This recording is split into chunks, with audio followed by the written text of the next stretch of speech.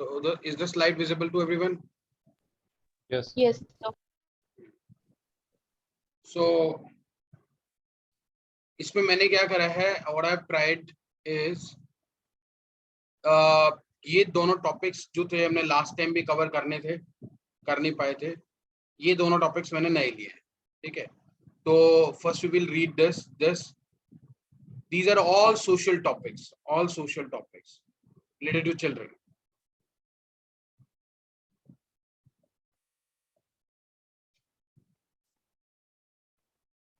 Shall we start? yes, sir. Okay. तो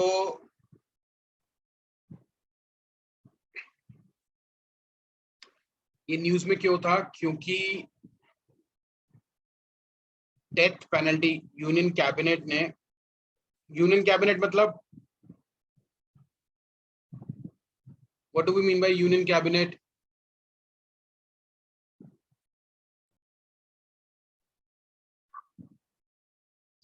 या please या सेंट्रल गवर्नमेंट ने डेथ पेनल्टी दी है एग्रेवेटेड पेनिट्रेटिव सेक्सुअल असॉल्ट को, ठीक है। एग्रेवेटेड पेनिट्रेटिव सेक्सुअल असॉल्ट, इसमें पॉक्सो एक्ट है, बेसिकली एक पॉक्सो एक्ट है जो 2012 में आया था, उसमें चेंजेस करके कुछ 2000 मतलब 19 में 20 में भी चेंजेस किए हैं, जिसमें कि डेथ पेनल्टी को डाला गया है for aggravated penetrative sexual assault, ठीक है। तो हम क्या करेंगे, एक तरह से पॉक्सो पढ़ लेंगे, इसी के साथ में जस्टिस जुवेनाइल एक्ट पढ़ लेंगे, और ओवरऑल क्या है हमारी knowledge in the terms of the social problems which like the sex abuse and all, बच्चों के साथ में जो हो रहा है, ठीक है, उसके रिगार्डिंग में हम कुछ नई बातें जान सकते हैं। सोशल प्रॉब्लम भी पता चल जाएगी हमको, ये भी पता चल जाएगा कि what is the law here and how we can protect children from this, ठीक है। तो that's how it is. तो अब यहाँ पे बड़ी सारी बात है। डेथ पेनल्टी तो चलो एक अलग ही टॉपिक है, we cannot discuss it here now, fine. तो we should understand what do we mean by aggravated penetrative sexual assault. इसका क्या मतलब है? ये नया सा वर्ड है कुछ, एग्रेवेटेड पेनिट्रेटिव मतलब समझ में आता है, sexual assault I am 100% sure आप में से 10 क्या मतलब सबको नहीं पता होगा what do we mean by sexual assault. चलो let's take a quick understanding what do we mean by sexual assault. कोई बता सकता है मेरे को?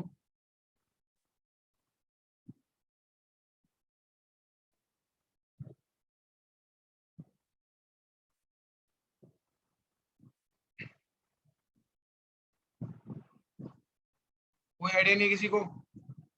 Please, When please. somebody attempts to sexually touch another person, maybe without consent Okay, good. or by force, Yes, so good. that is sexually abusing them without consent or by force. I'm asking you what do you mean by sexual assault? So you somewhere you're right. So what do you mean by sexual harassment then? एक और word आता है sexual harassment, और मैं आपको बता दूं आप जहां भी जाके काम करेंगे इस एक्ट का स्पेसिफिकली मेल्स को बहुत ध्यान रखना है। What do you mean by posh? Sir, assault मतलब to harm someone physically. Okay. And when this assault is done without the consent of that person sexually, so it's called sexual assault. What do you mean by sexual harassment? Actually, a sexual assault is sexual harassment is a broad term. Very good. Where it can be a continuous assault or an intentional assault to harm her image. That's it. Physically नहीं होके like mentally और by any image भी कर सकते हैं harassment में। Okay, good. So you have I think you have good understanding, but let's understand it in my way, ठीक है। हम मैंने इसके बहुत सारे चीजें निकाली तो विल रीड इट, ठीक है। What do mean by POSH, POSH?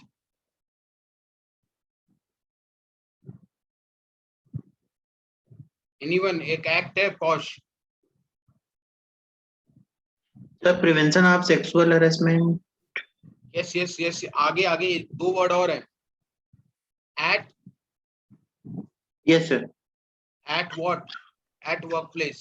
At workplace, sir. Vishakha very guidelines. Good.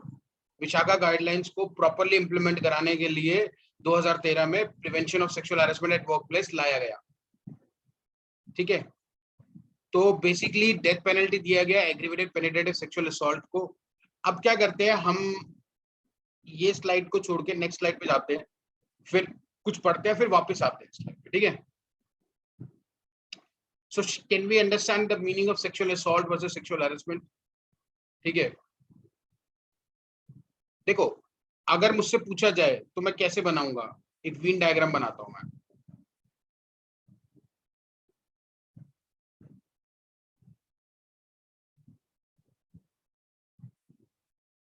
मैं इसको ये कह सकता हूं, this is SH, this is SA and this is rape.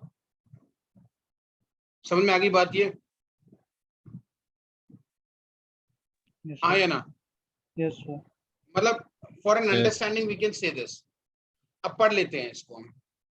Sexual assault, acts that are sexual in nature, unwanted touching is important, kissing, to rubbing, groping, or forcing the victim to touch the perpetrator. What do you mean by perpetrator?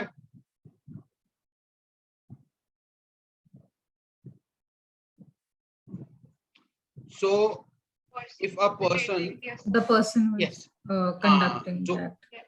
जो कर रहा है ये perpetrator जो कर रहा है इसको, टच करता है, unwanted touch, kiss, rubbing, groping, forcing the victim को फोर्स करता है कि वो परपेट्रेटर के बॉडी पार्ट्स को टच करे, विक्टिम को जबरदस्ती हाथ पकड़ के उसका, ठीक है। So this is basically sexual assault, there is a physical contact happening, penetration of victim's body known as rape. So here the most important thing is penetration. Here penetration must happen to conclude it as a rape. If someone is groping someone, if a perpetrator is groping a victim, so that will not qualify it as rape. क्यों? जब तक उसमें penetration नहीं है तब तक we cannot say it is a rape. Penetration is must. तो ऐसा क्यों कर रखा है? इसका भी कोई रीजन होना चाहिए। कोई बता सकता है मेरे को ऐसा क्यों, ऐसे अलग अलग क्यों कर रखा है तो एक्चुअल में सेक्सुअल असॉल्ट ही है भी। Anyone?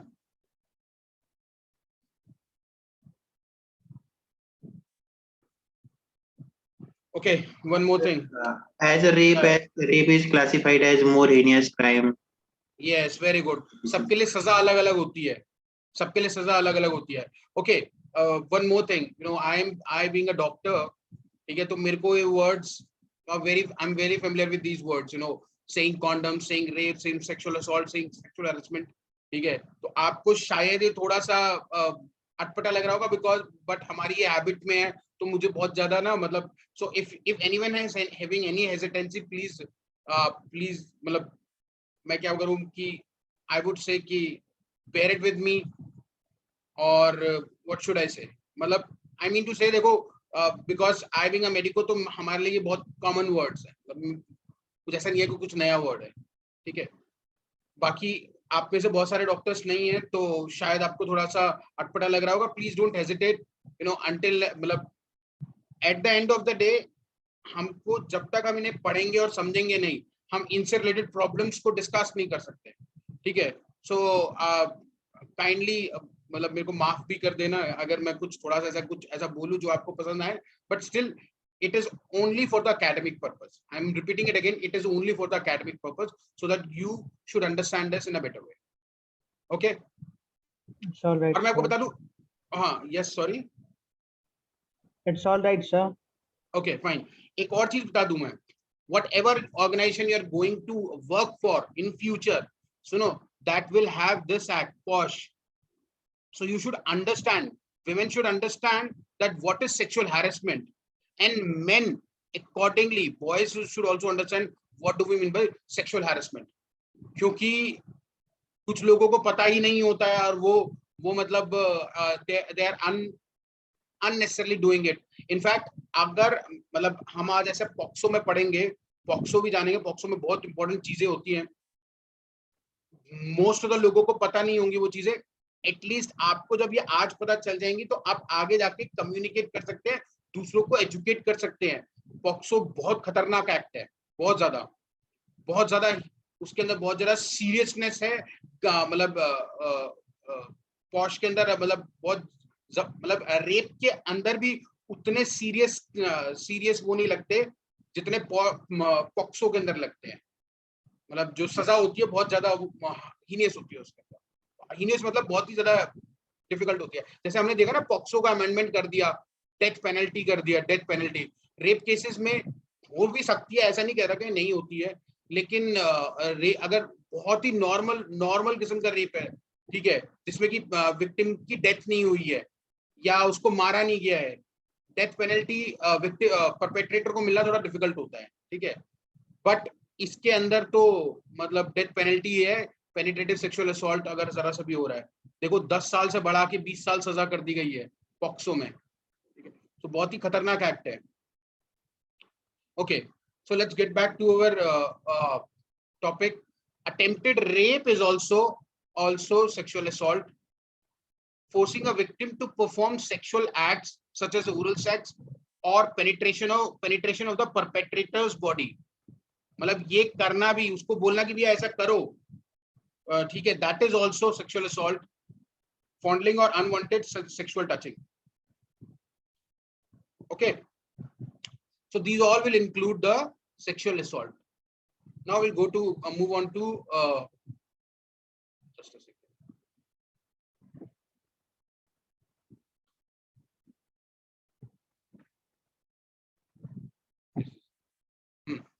So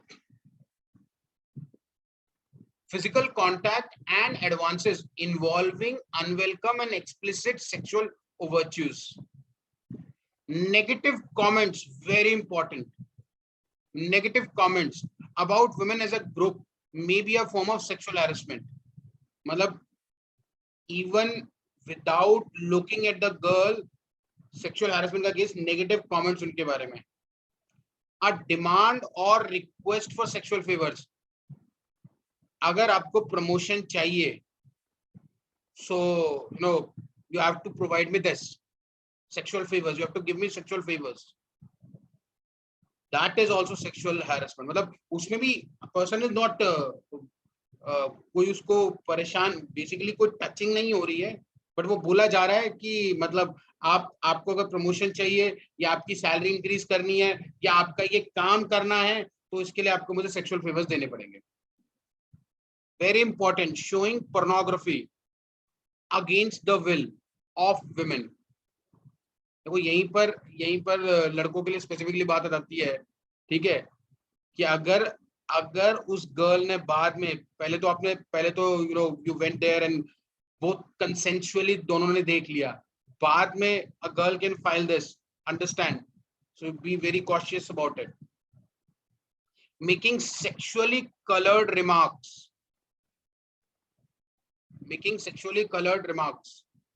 This will also constitute sexual harassment. Sexual coercion मतलब क्या है कि अगर ऐसा करोगे, मतलब बेसिकली ये यही चीज है, a demand for sexual demand or request for sexual favors. तो कि जब तक आप मेरे को sexual favors नहीं करोगे, मैं आपका ये काम करूंगा ही नहीं, और उस काम पे बहुत सारी चीजें important dependent है, ठीक है, that is what it is. Unwanted sexual attention, unwanted touching, hugging, stroking, kissing, relentless pressure for dates or sexual behavior. So देखो अगर हम देखें तो सेक्सुअल हैरेसमेंट में बहुत सारी चीजें जो सेक्सुअल असॉल्ट में आ रही हैं, सेक्सुअल असॉल्ट का जो रेप वाला पोर्शन है, तो हमने ये देखा ना, सेक्सुअल हैरेसमेंट थोड़ा ब्रॉडर टर्म है, सेक्सुअल असॉल्ट उसके अंदर आ जाएगा, और and rape is very you know, वो तो उसमें पेनिट्रेशन होना बहुत इंपॉर्टेंट है.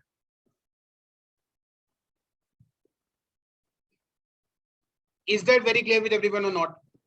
Sir, Yeah. the pornography part, what about if a woman shows it to a man? Then does the same rule apply?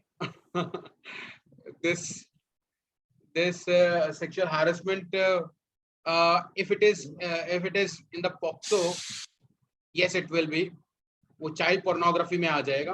ठीक है, अगर किसी लड़की ने किसी 15 साल के लड़के को दिखा रही है, again understand, because POCSO is gender neutral, उसे फर्क नहीं पड़ता है कि ये लड़के मतलब लड़के के साथ में हो रहा है, लड़की के साथ में हो रहा है. ठीक है, तो पॉक्सो इज जेंडर न्यूट्रल. वो चाहे लड़की दिखा रही हो, a woman is showing pornography to a boy of 15 years or 13 years or 12 years or 10 years or 8 years, और मेल दिखा रहा हो उसको, मेन दिखा रहा हो, फर्क नहीं पड़ता इस बात से. But I am not very sure in the case of adults that I'm not very sure, मेरे को ये in depth पढ़ना पड़ेगा. जहां तक मुझे पता है कि जो एक्ट है, it is lean towards women, it is not towards men. मतलब कभी कभी ऐसा महसूस होता है कि आदमी पैदा होना अपने आप में एक क्राइम है. कभी कभी ऐसा बहुत सारे चीजों से महसूस होता है. You are very right. You know, there are several cases where men are being harassed. ठीक है, men are being harassed by women, but still this particular posh की भी बात करें तो उसमें women का नाम आता है, उसमें men का नाम नहीं आता.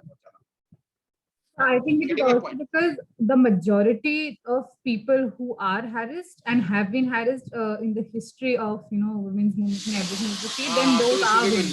So definitely it will be lean towards women, but because acts like, I think these acts are also favoring men, because it is the new generation's understanding that men and women both can be abused. But definitely if they are leaned towards women, then it's, I think it's absolutely there is a reason, because we have a long history where women have been subdued. But now because the acts because the government is more lean towards women.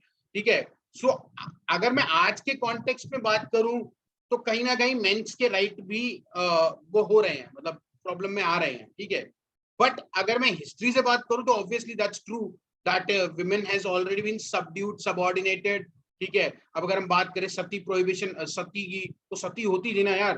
मतलब एक lady को आप इसलिए जिंदा जला रहे हो, because it is very torturers, just because उसका हस्बैंड मर जाता है. It is very torturers in nature. Can you imagine, एक डेड बॉडी है, उसको आग लगा दे, दैट्स फाइन, बट आप किसी ऐसे जिंदा को कैसे जला सकते हो? इट्स वेरी, अब मतलब हम अगर कुछ समझे भी, सोचे भी, तो इट्स कहीं ना कहीं बहुत ही डिमीनिंग भी है, और it's very torturers in nature. अपने दिमाग से भी टॉर्चर लगता है. तो इसलिए कुछ एक्ट्स को हमने मतलब वुमेन की तरफ लीनिंग करे गए हैं. ठीक है, बट अगर मैं आज के कॉन्टेक्स्ट, अगर मैं पिछले 10 साल के कॉन्टेक्स्ट में देखूं, मैं आपको एक और बात बता दूं, एनएफएचएस का सर्वे हुआ. What is NFHS? पता होना चाहिए आपको.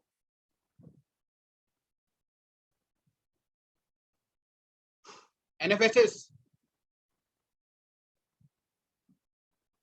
National family health survey. ये सर्वे होता है हर 3-4 साल में.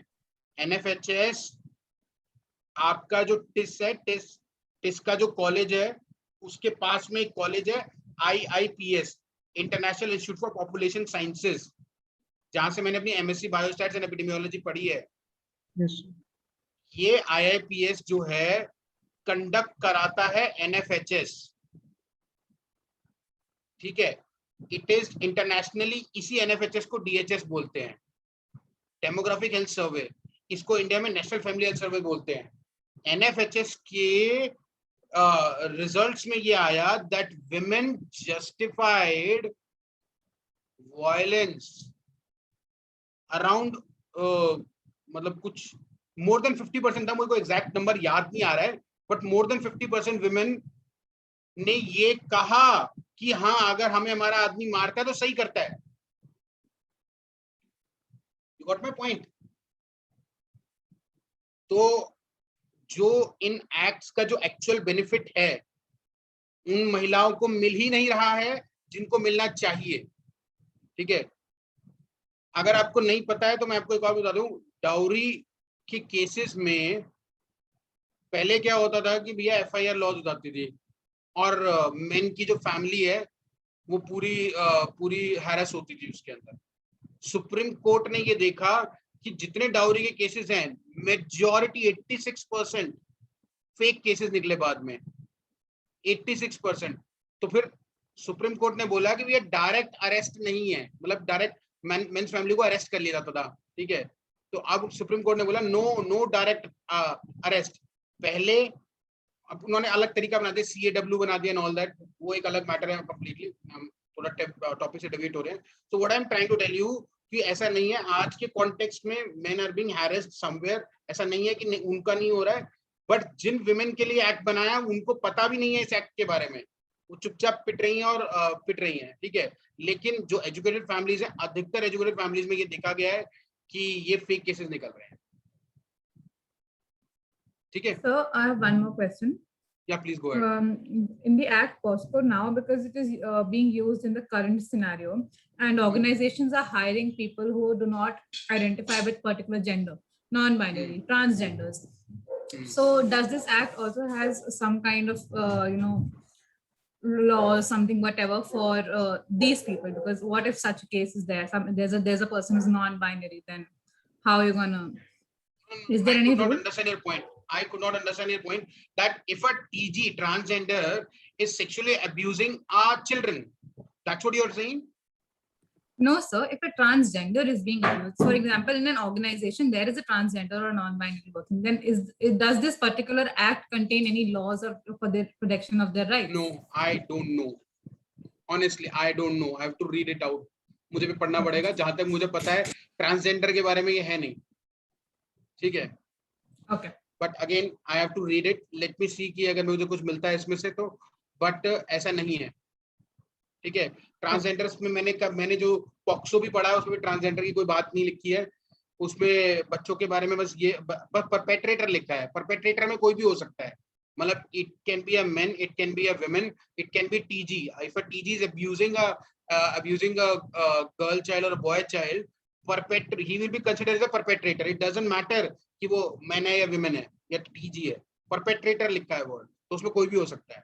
पर ये हाँ, बट ये कि पॉश में जहां तक मुझे पता है ऐसा टीजी के बारे में कोई बात लिखी नहीं हुई है। I have to again read it, क्योंकि मेरे को जहां तक मुझे पता है क्योंकि मैंने ये एक्ट पढ़ाया है सेवरल प्लेसेस पे, तो मैंने कभी टीजी की बात ही नहीं देखी है उसके अंदर। ठीक है, और वैसे भी एक बात मैं आपको बताऊं, TG is a very evolving phenomena in India as of now.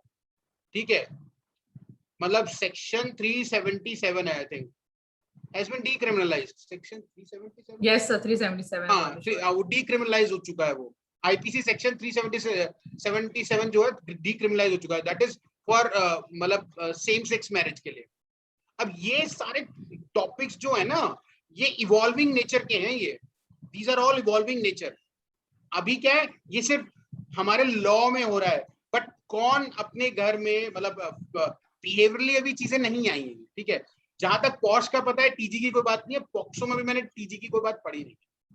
ठीक है, but still what I will do, I will read it and do let you know. Sir please sir, इसमें ट्रांसजेंडर को ऐड करने के लिए 2018 में एक bill आया था लोकसभा में, कुछ आया था सर लोकसभा में पास हो गया था, लेकिन वो वापस से लैग कर गया था सेशन ओवर होने, तो सर 2019 में फिर बात की गई थी इस पे, लेकिन मतलब अभी पास नहीं हुआ है सर, मतलब पास नहीं हुआ है टीजी का बिल।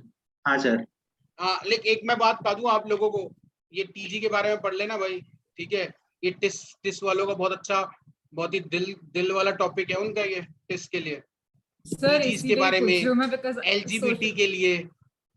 ठीक है, एलजीबीटी कम्युनिटी के लिए, ये सब बहुत ही उनके बड़े सेक्स वर्कर्स के टॉपिक, ये बहुत ही क्लोज उनके दिल से। Child sex abuse, child education, health, उसमें ज्यादा क्लोज टीजीज, एलजीबीटी, सेक्स वर्कर्स और चाइल्ड सेक्स अब्यूज, ये बहुत ज्यादा क्लोज है उनके। ओके, तो कोई बात नहीं, काम करेंगे नेक्स्ट क्लास में मैं टीजीज का बिल ही पढ़ा दूंगा, ठीक है। टीजीज का जो है ट्रांसजेंडर में जो उनका जो इवॉल्विंग नेचर है जब से हम आजाद हुए तब से अब तक, ठीक है, वो हम देख लेंगे इसको नेक्स्ट क्लास में। मैं टीजीज वाला मेरे को कोई रिमाइंड करा देना प्लीज, नेक्स्ट क्लास में हम टीजीज का ही बिल पढ़ेंगे, मेरे को आज आफ्टर दिस क्लास रिमाइंड करा देना। ओके, तो अब हमने ये अंडरस्टैंड कर लिया that what do we mean by sexual assault, sexual harassment and rape. Now अब वापस आ जाते हैं, तो क्या हुआ है, moving to the deal rising cases of child abuse, union cabinet has approved amendments, मतलब चेंजेस टू जेंडर न्यूट्रल मतलब लड़का है लड़की डजंट मैटर, लड़के के साथ भी हो रहा तो भी वही सजा है उसमें, allowing death penalty for all cases of aggravated penetrative sexual assault. Now we understood what do we mean by a sexual assault, ठीक है। Now can anyone tell me what do we mean by penetrative sexual assault?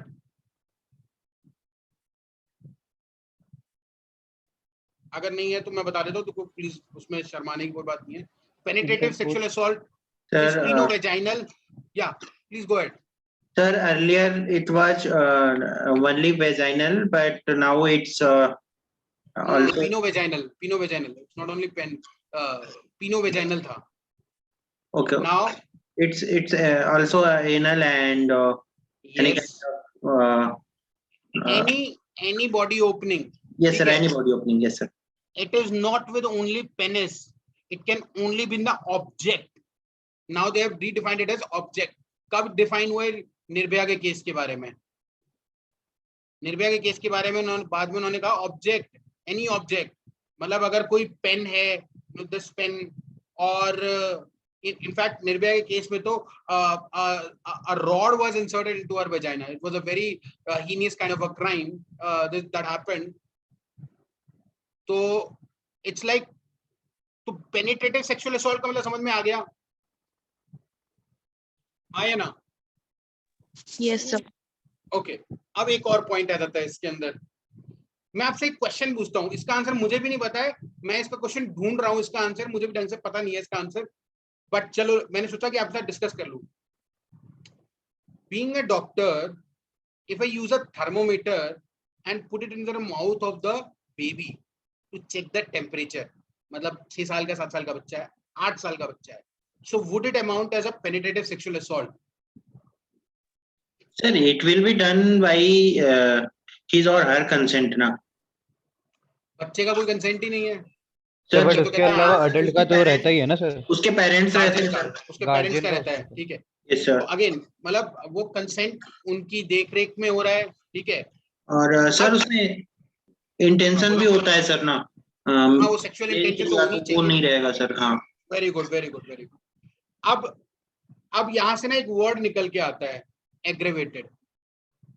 इस aggravated का क्या मतलब है? Aggravated मतलब वो वाला नहीं है जो हम समझ रहे हैं, ठीक है, इसका थोड़ा सा डिफरेंट है। एग्रेवेटेड मतलब कि बच्चा है, उसके फादर,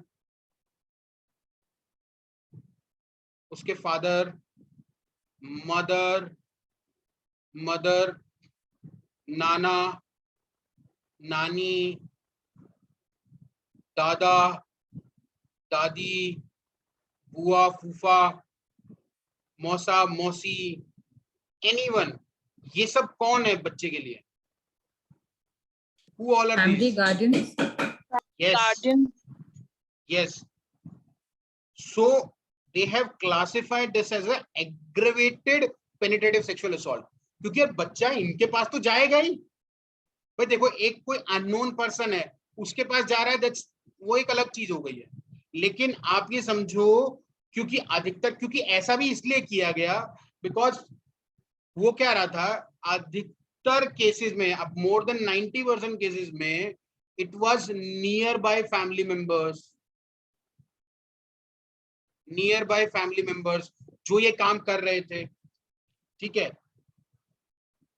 उन्होंने एग्रेवेटेड में सिर्फ इन्हीं को इंक्लूड नहीं करा, इसके अलावा एनी पर्सन ऑफ रेस्पॉन्सिबिलिटी और अथॉरिटी, जैसे पुलिस, जैसे डॉक्टर, ठीक है, ये अथॉरिटी वाले लोग हैं, ये भी अगर ऐसा काम करते हैं, जैसे नर्स हो गई, ये अथॉरिटी वाले लोग हैं, The ये भी teacher, ऐसा काम, teacher, टीचर्स भी, यस वेरी गुड, टीचर्स भी,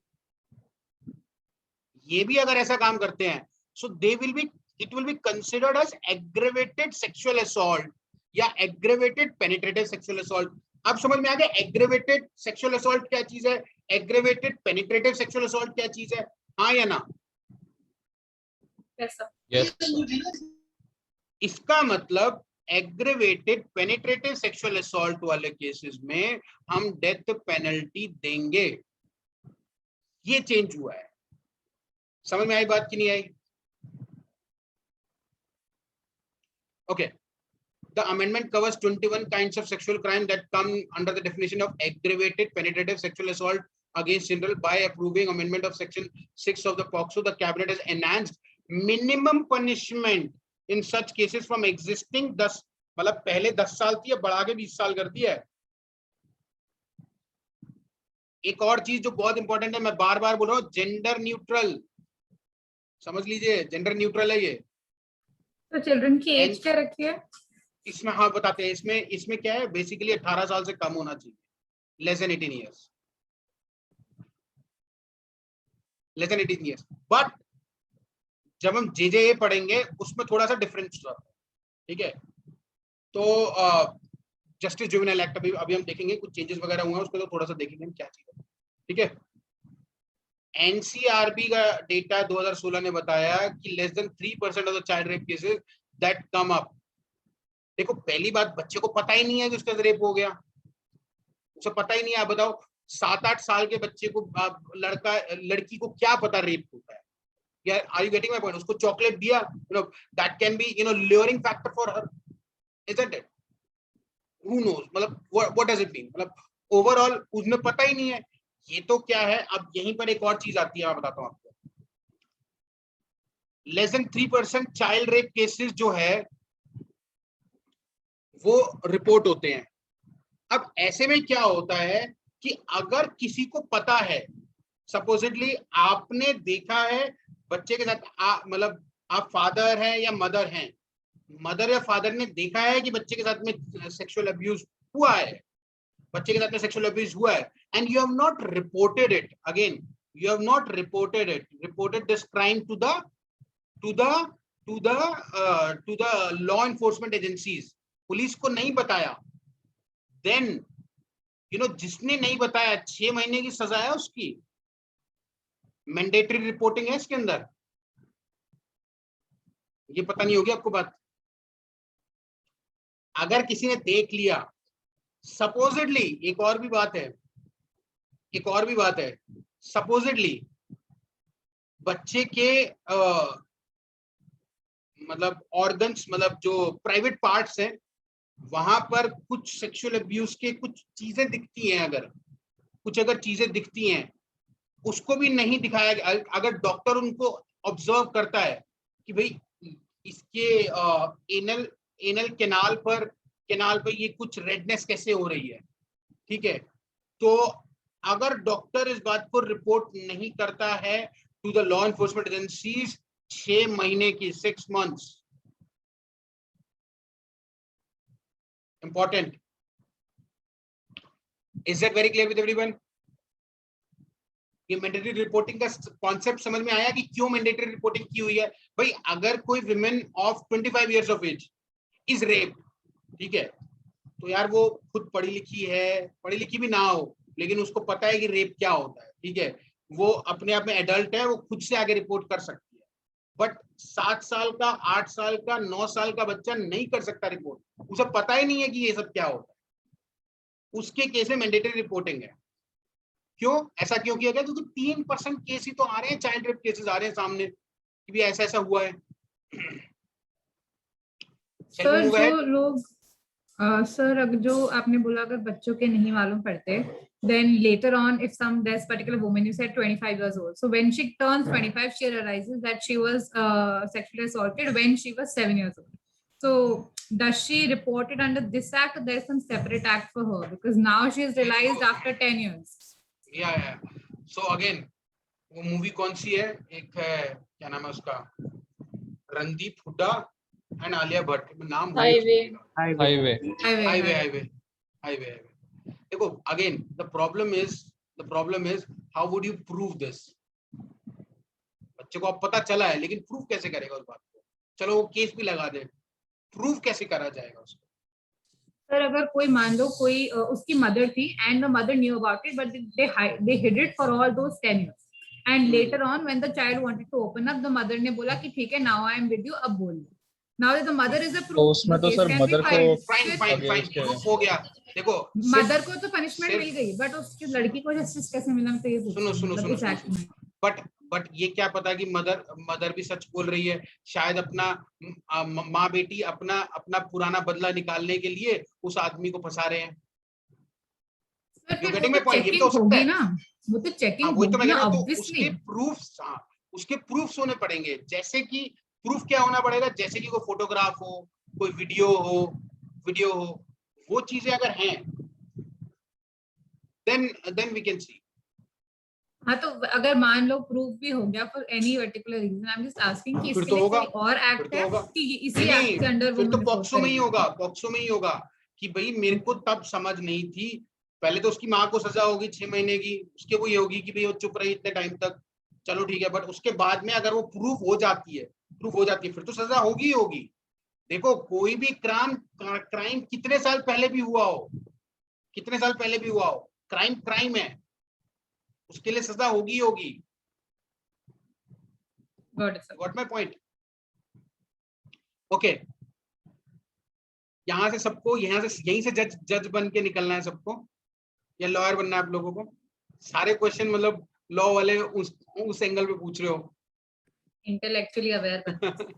ओके ठीक है, चलो good, I am happy that no such questions are coming up to me. देखो कोई भी क्राइम कभी भी हुआ हो, ठीक है, it can be reported, but again the problem lies कि वो प्रूफ कैसे किया जाएगा। उसको प्रूफ करना थोड़ा डिफिकल्ट हो जाता है, ये प्रॉब्लम है।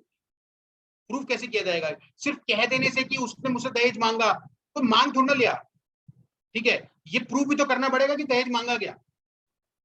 ऐसे किसी के बोलने से कि मारा इसने मुझे, ये प्रूफ भी तो करना पड़ेगा ना, मारा। एक्यूजेशन तो कैसे भी लगा लो। यही तो आजकल के false dowry and false domestic violence cases में हो रहा है। वो बोल देते हैं, लड़के के परिवार को इस चीज का सामना करना पड़ता है। क्यों?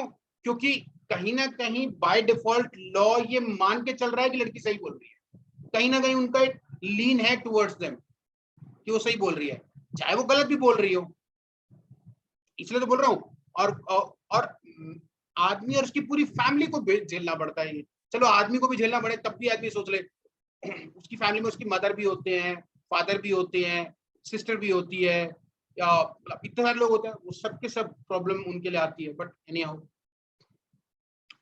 Okay let's go at NCRB 3% before the courts, POCSO I trade. हाँ चलो नेक्स्ट हम पढ़ते हैं अभी आगे।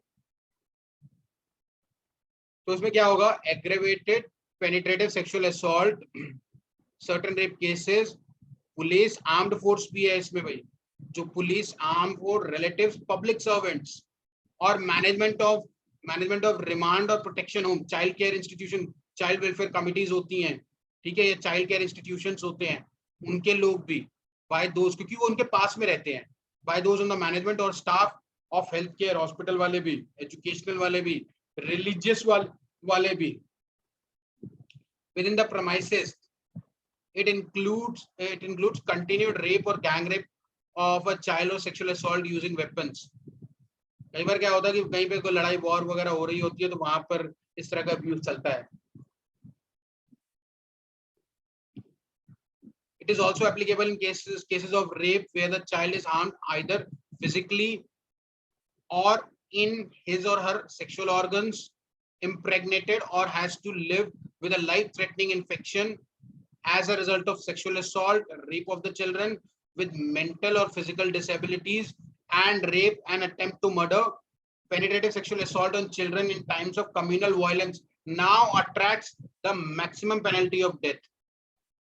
मतलब अगर कोई कम्युनल वायलेंस हो रही है, जैसे इंडिया में कई जगह 2013 में कहां पे हुई थी, 2013 में कहां पे, हाँ मुजफ्फरनगर में कम्युनल वायलेंस हुई थी, ठीक है ना। तो वहां पे कम्युनल वायलेंस के बाद में देखा बच्चा है कोई, ठीक है, तो पेनिट्रेटिव सेक्सुअल असॉल्ट।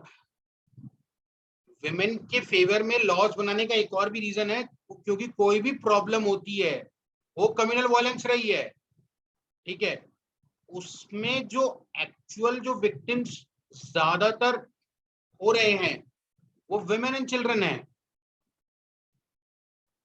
यार तुम कम्युनल वायलेंस पे लड़ाई कर रहे हो, why you are raping a women, then तुम हिंदू मुस्लिम कर रहे हो या सिख, हिंदू मुस्लिम कुछ भी कर रहे हो तुम, ठीक है, तो why are you raping a women? Does any other religion teaches you to rape a woman? No. You getting my point? तो इसीलिए थोड़ा सा विमेन के फेवर एंड चिल्ड्रन के फेवर में इसीलिए बनाया है। Sorry, Religion even don't teach to fight. Very good, very good, I am really happy. मेरे मैं थोड़ा रेप के कॉन्टेक्स्ट में बात बोल रहा था, वेरी गुड। वो तो लड़ने के लिए भी नहीं बोलते हैं, ठीक है। So why are you raping women then? अगर आप चलो अपने मजहब को बचाने के लिए लड़ भी रहे हो, तो why are you raping women and children? It's basically to show that we are superior to you and women are seen as the dignity of families, so taking apart their dignities will show that they are superior. Okay, true, that's true. Sir ये जाट आंदोलन में भी sir ऐसा हुआ था? Not aware of it. हुआ होगा, मतलब आई एम नॉट वेरी, मतलब मैं कह नहीं सकता कि नहीं हुआ होगा, हुआ हो सकता है। इवन कह रहे किसानों के आंदोलन में भी कुछ केसेस हुए हैं ऐसे, छेड़छाड़ वगैरह के केसेस हुए हैं, यस सर, है ना। किसानों के आंदोलन में भी हुआ है। यार देखो अगेन, ये सारी चीजें आप देखो क्या फ्रेम्ड है, क्या चीजें हैं, हमने तो जाके देखा नहीं है उधर। देखो जब तक मैं अपनी आंखों से देखूंगा नहीं, मैं मानूंगा कैसे? किसी ने कुछ कहा तो मैंने मान थोड़ा लूंगा उस बात को, किसी ने कुछ कहा, या कोई ऑफिशियल डेटा है, या कोई ऑफिशियल कुछ गवर्नमेंट की तरफ से आए, या कुछ वीडियो सामने आए, तो हमें भी तो अपना डिस्क्रिप्शन अप्लाई करना है ना। Okay. Amendment has also added an additional category of sexual assault of children who are victims of calamities. Natural disaster हो गया, ठीक है, ऐसे में बच्चे अनाथ हो गए। अब जैसे कोविड का टाइम आया, अभी मैं आपको दिखा, अगर आप कहो तो मैं आपको दिखा भी देता हूँ। हमारे हॉस्पिटल से CWC चाइल्ड वेलफेयर कमेटी ने बोला है कि कोविड में जिनके पेरेंट्स की, मदर फादर की, दोनों की डेथ हो गई है, उनका हमें पूरा ब्यौरा, उनके बच्चों का पूरा ब्यौरा दो हमको, give us the all the details so that we can put them into child welfare committees, child welfare institutions में डाल सके, चाइल्ड केयर इंस्टीट्यूशन में डाल सके, उनकी परवरिश सही से हो पाए। तो बेसिकली ये भी एक तरह का नेचुरल, तो नहीं बोलूंगा आप, देखो ये कहना कि मैन मेड डिजास्टर है क्या है, ये तो नहीं है, पर अभी तो हम इसको डिजास्टर समझ के चल रहे हैं और नेचुरल डिजास्टर समझ के चल रहे हैं एक तरह से, ठीक है। चाहे चाइना ने अपनी मर्जी से किया हो, ये बायो वॉर हो, ये तो हमें बाद में पता चलेगा, पर as of now it is a natural disaster.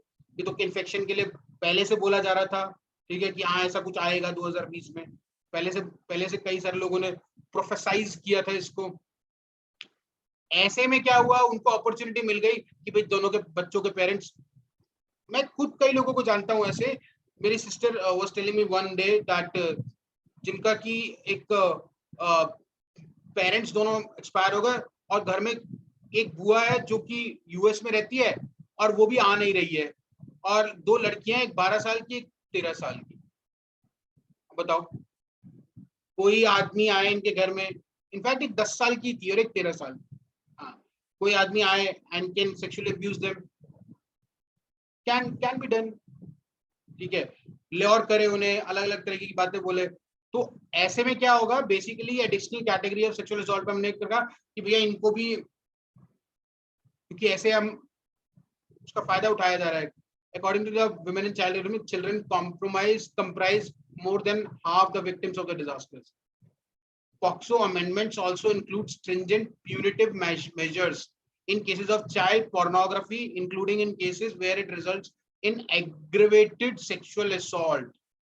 मतलब क्या हुआ, पहले तो बच्चे को पोर्नोग्राफी दिखाई गई, या फिर उनके साथ में पोर्नोग्राफी की गई। मतलब बेसिकली क्या हुआ कि उनको शूटिंग की गई। दोनों चीजें हैं, दिखाया जाना और उनको शूट करना।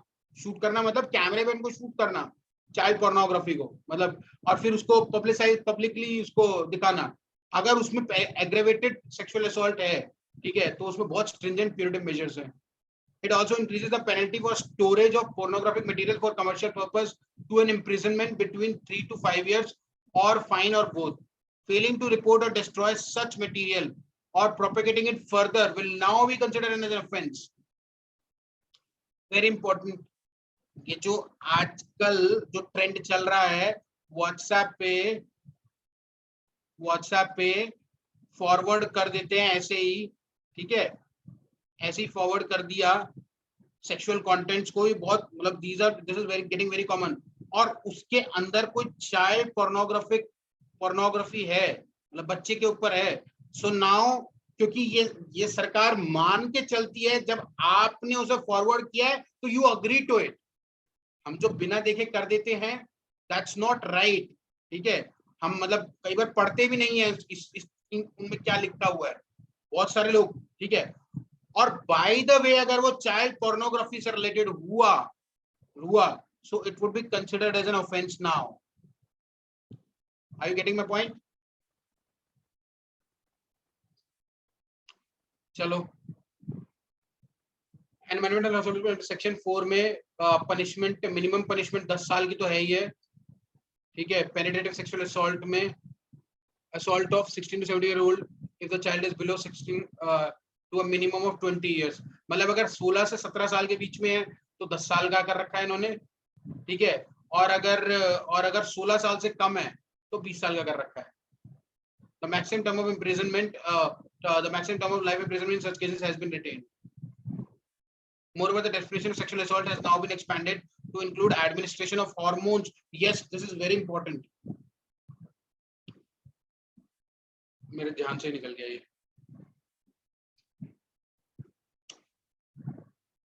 आपने ये सुना MTCS क्या होता है? MCTS एक पोर्टल है, ये कोई बता सकता है किस चीज के लिए है?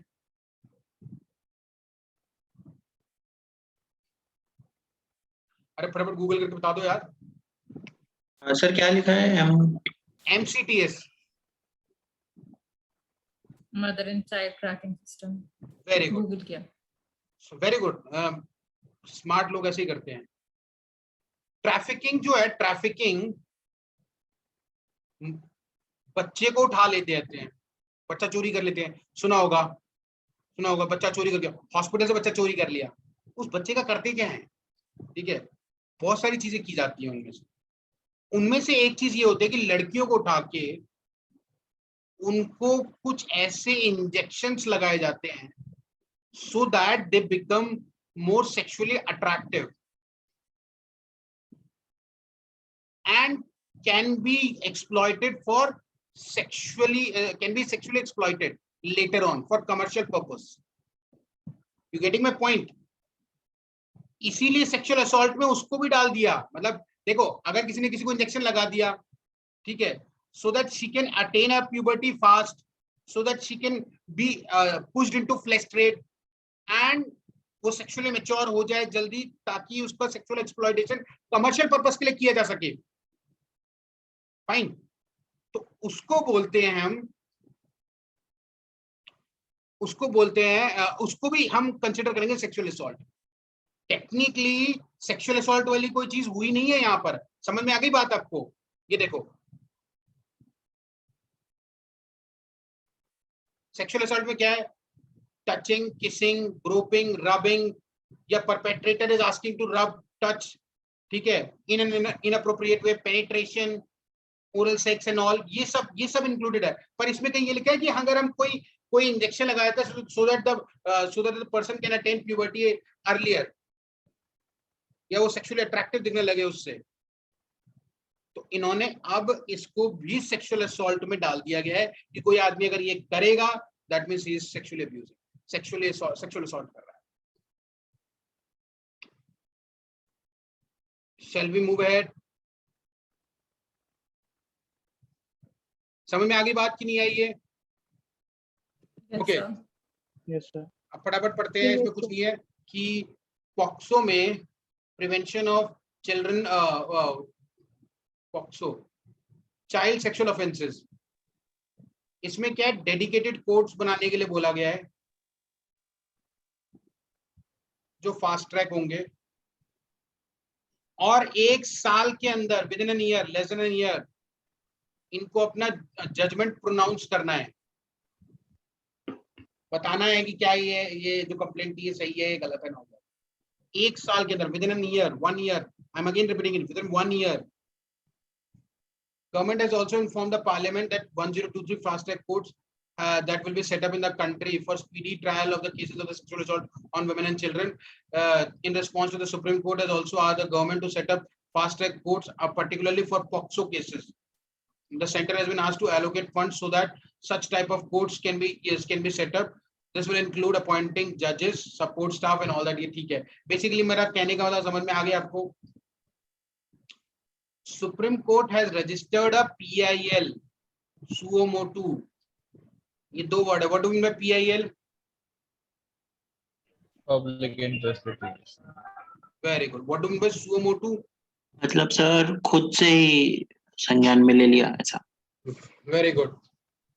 ये वर्ड बहुत इंपॉर्टेंट है। PIL, देखो पहले क्या होता था, जिसको प्रॉब्लम है वो कोर्ट में जाके केस करे। मेरे को प्रॉब्लम है तो मैं केस करूंगा, मेरे बिहाफ पे कोई और नहीं कर सकता।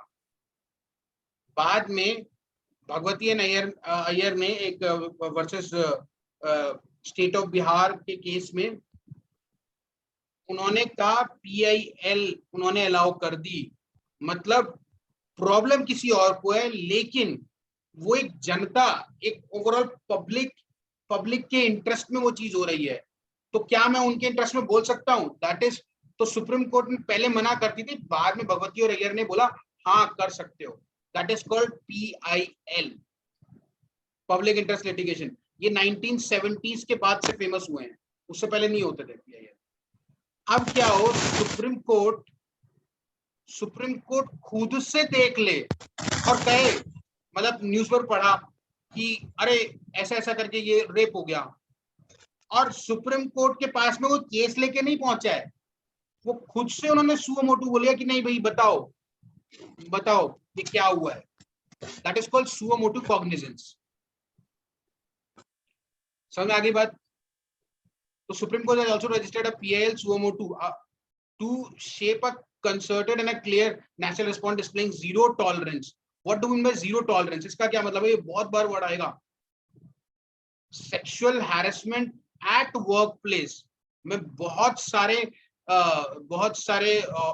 ऑर्गेनाइजेशंस की पॉलिसी है जीरो टॉलरेंस। इसका क्या मतलब होता है?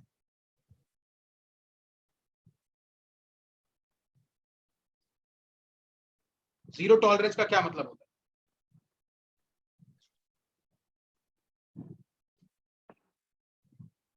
मीन सर उसका जो भी रिडर्सल है वो पूरी तरह से करना। नहीं, जीरो टॉलरेंस का मतलब सिंपल है। अरे यार, मैं तो मतलब जैसे एक बात थी कि सेक्सुअली कलर्ड रिमार्क्स जो हैं वो नहीं दे सकते हैं, है ना। Sexually coloured remarks will be considered as sexual harassment. कई बार क्या होता है, a boy and a girl or a man and women are in a very healthy relationship, ठीक है, और लड़के ने मजाक में बोल दिया उसको, कुछ सेक्सुअली कलर्ड रिमार्क कर दिया, लड़की ने उसका ऑफेंस लेके उसके खिलाफ केस कर दिया। फिर लड़के से पूछा गया कि क्या आपने ऐसा बोला? लड़के ने बोला कि हाँ, लेकिन मैं तो मजाक कर रहा था, हम तो रोज ऐसा मजाक करते हैं। समझा गया? हम तो रोज ऐसा मजाक करते हैं। Nothing doing, zero tolerance. आपने बोला है मतलब हाँ ठीक है, zero tolerance, you will be tried. समझ में आया? थोड़ा मैं कॉन्सेप्ट बताने की कोशिश कर रहा हूँ। जीरो टॉलरेंस मतलब जीरो टॉलरेंस मतलब हम और कोई केस होगा तो हम उसमें शायद आपको थोड़ा बहुत वार्निंग दे दें, वार्निंग देके छोड़ दें, एक्सप्लेनेशन लिखवा लें, शो कॉज नोटिस दे दें, ठीक है, कि आप बताओ क्यों किया आपने ऐसा, या एक्सप्लेनेशन मांग लें उनसे, डिटेल में एक्सप्लेनेशन दो। यहाँ पे कोई नथिंग डूइंग, मतलब अगर आपको मतलब ये नहीं कि आपको वार्निंग देके छोड़ा जा सकता है, नहीं, ऐसा नहीं हो सकता, जीरो टॉलरेंस, ठीक है।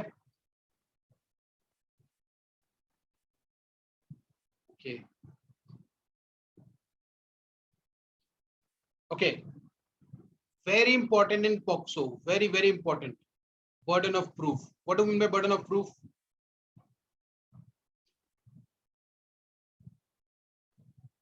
मैंने कोई केस किया किसी के ऊपर, मैंने किसी के ऊपर कोई, बोलो सर, मतलब सर किसी भी चीज को प्रूव करना, वो कि ऐसा हुआ है, वो किसके ऊपर रहेगा, वो बर्डन ऑफ प्रूफ माना जाता है, लाइक और हाँ। मैंने प्रसन्ना के ऊपर केस कर दिया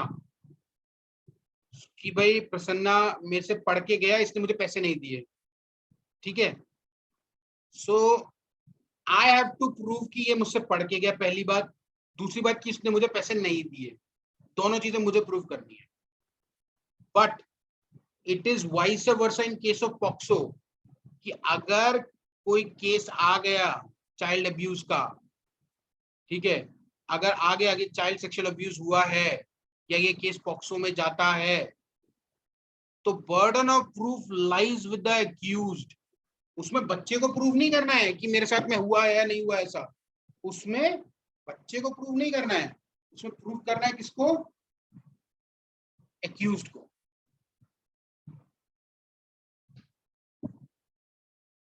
ठीक है, तो इसीलिए ये बहुत बड़ी चीज है, ये आदमी बहुत बुरा फंस सकता है इसमें, पॉक्सो में, ठीक है। तो ये बात का प्रॉपरली प्रोपेगेट होनी चाहिए, ये बात लोगों को पता चलनी चाहिए, कि उन्हें ये पता ही नहीं है कि अगर एक बार फंस गए तो बहुत बुरे फंस जाएंगे इसके अंदर। The reason for introduction of death penalty is that it will deter child abuse. कि वो death penalty से डरेंगे लोग।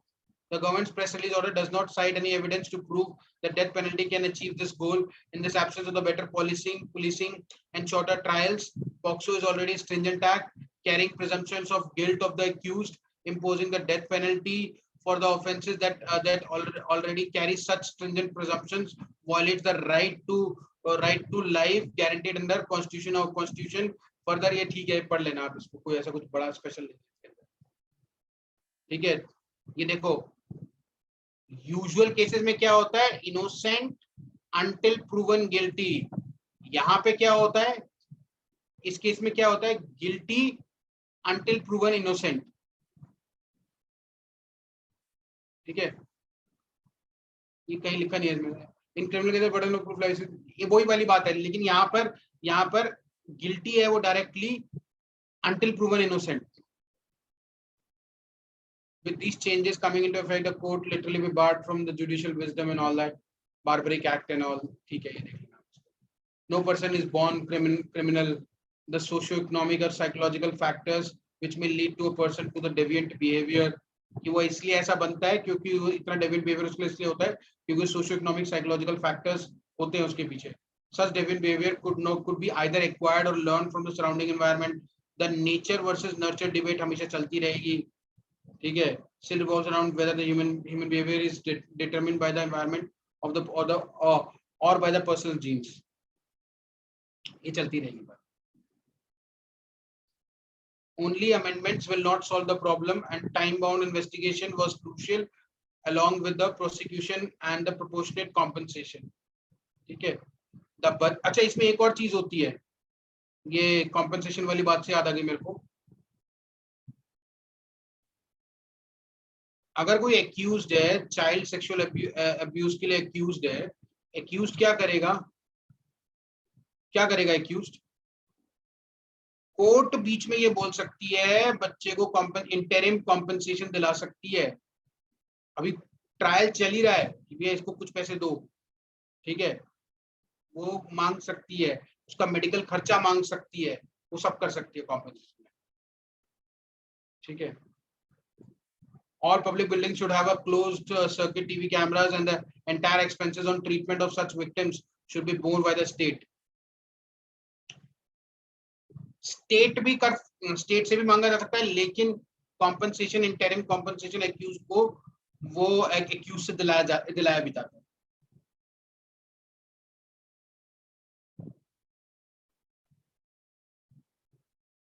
Medical examination of female victims in such cases should be done by lady doctors. Very important.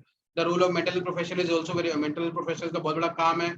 There are institutional mechanism to provide psychological counseling for rape survivors in India.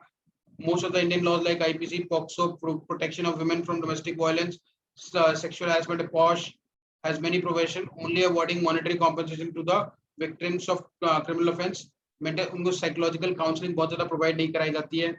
The center would have to appoint trained, sensitized prosecutor and support person to deal with the POCSO cases, and also directed the chief secretaries of the states and the unit to ensure timely submission of forensic reports of such cases. ठीक है, ये सब देख लीजिएगा आप इसको. अभी एक ओडिशा कोर्ट ने डेथ सेंटेंस दिया है पॉक्सो के अंदर. ठीक है, चलो अब हम पढ़ते हैं जस्टिस जुवेनाइल एक्ट. पहली बात, ये एक्ट आया है, ये पहली बात तो ये एक्ट जो था 1986 में आया था, फिर 2000 में आया था, 2015 में आया है. अमेंडमेंट्स होते हैं, ठीक है, या रिवैम्प हो जाता है, जो भी है. वाई 2015? 2015 में अमेंडमेंट्स क्यों हुए? एनीवन?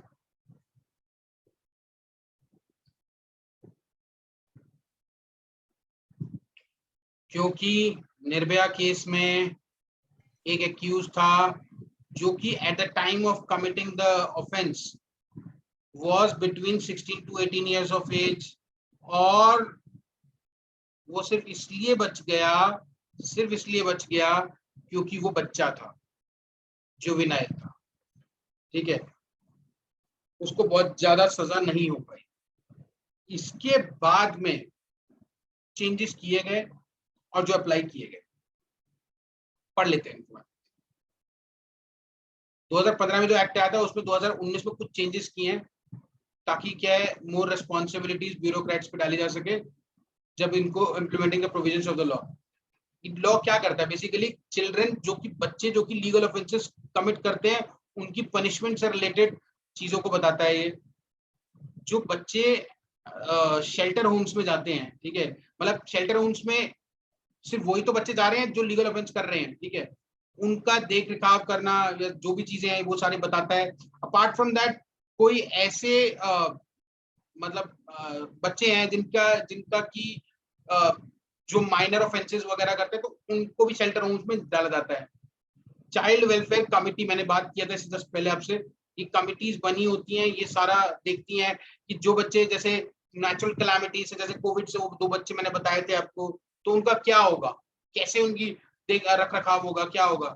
ठीक है, ऐसे. और एक special juvenile protection units police है बेसिकली ये, जो कि ट्रेंड है बच्चों के केसेस को डील करने में, क्योंकि क्या है, बच्चे डरते हैं, जल्दी बच्चे डर जाते हैं. ठीक है, तो उनको बच्चों की तरह ट्रीट करना पड़ता है.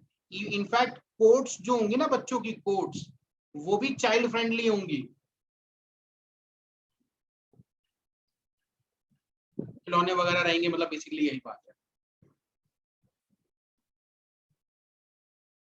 अब 1986 में जस्टिस जुवेनाइल एक्ट में जुवेनाइल किसको बोला गया था? जो लड़का 16 साल से छोटा है, लड़की 18 साल से छोटी है. 2000 में सबको बिलो 18 कर दिया गया. 2015 में जुवेनाइल वो सब है जो 18 साल से नीचे हैं. बट अगर किसी ने हीनियस क्राइम किया है, हीनियस क्राइम जिसकी की मिनिमम हीनियस क्राइम किया है जिसकी की मिनिमम जो सजा है वो 7 ईयर और उससे ज्यादा है, 7 साल या उससे ज्यादा है, मिनिमम 7 साल ज्यादा है, और वो 16 से 18 के बीच में है, तो वो बच्चे की तरह, मतलब जो कोर्ट में ट्राई होगा वो बच्चे की तरह नहीं, एडल्ट की तरह होगा. ये निर्भया केस वाला है. इसीलिए यही स्पेसिफिक चेंज था जो कि किया गया था स्पेसिफिकली निर्भया केस को ध्यान रखते, क्योंकि वो एक था ना, आई थिंक आपको याद होगा, I think that time it was a UN cry, a lot of UN cry in Delhi. Serious crime जो कि 3 से 7 साल तक की सजा होती है, पेटी क्राइम जिसमें 3 साल तक की सजा होती है। तो हीनियस क्राइम के अंदर अगर जिसमें कि मिनिमम 7 साल की सजा है या उससे ज्यादा है और अगर जुवेनाइल जो है 16 से 18 की एज का है तो उसे एडल्ट की तरह ट्रीट किया जाए, मतलब उसको सजा भी एडल्ट की तरह मिलेगी और सब कुछ मिलेगा। जबकि निर्भया केस में उसको छोड़ दिया गया था। क्यों? क्योंकि इंडिया में कोई भी लॉ रेट्रोस्पेक्टिव इफेक्ट से नहीं आता है, वो क्या होगा, प्रोस्पेक्टिव ही होगा। What do we mean by retrospective effect और prospective effect? Anyone? Retrospective is the view of the past.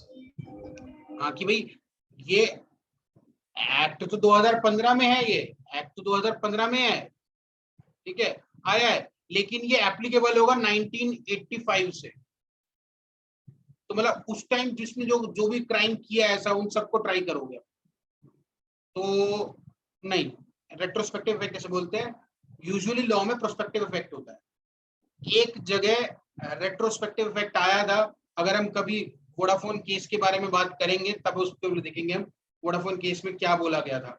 Retrospective taxation लगाया गया था वहां पे, रेट्रोस्पेक्टिव टैक्सेशन लगाया गया था। Is that very clear with everyone? Shall we move ahead? Yes, sir. Justice juvenile, देखो 4 बॉडीज हैं इसके अंदर, ठीक है, 4 बॉडीज हैं। जस्टिस जुवेनाइल बोर्ड है, स्पेशल कोर्ट फॉर माइनर्स, बच्चों के लिए। चाइल्ड वेलफेयर कमिटी जो क्या करती है, care, protection, treatment, rehabilitation, development, ये सब देखती है। कारा, हमने उस दिन बात की था, कारा ये एक स्टैट्यूटरी स्टेटस वाली बॉडी है। इसका काम क्या होता है, बच्चों को एडॉप्शन के से रिलेटेड होता है। कोई पेरेंट्स बच्चों को अडॉप्ट करना चाहते हैं, ठीक है, तो वो कारा के थ्रू ही कर सकते हैं, अदरवाइज नहीं कर सकते हैं। स्पेशल जुवेनाइल यूनिट, ठीक है, for minor handling, special force, ठीक है, मैंने बताया स्पेशल जुवेनाइल यूनिट।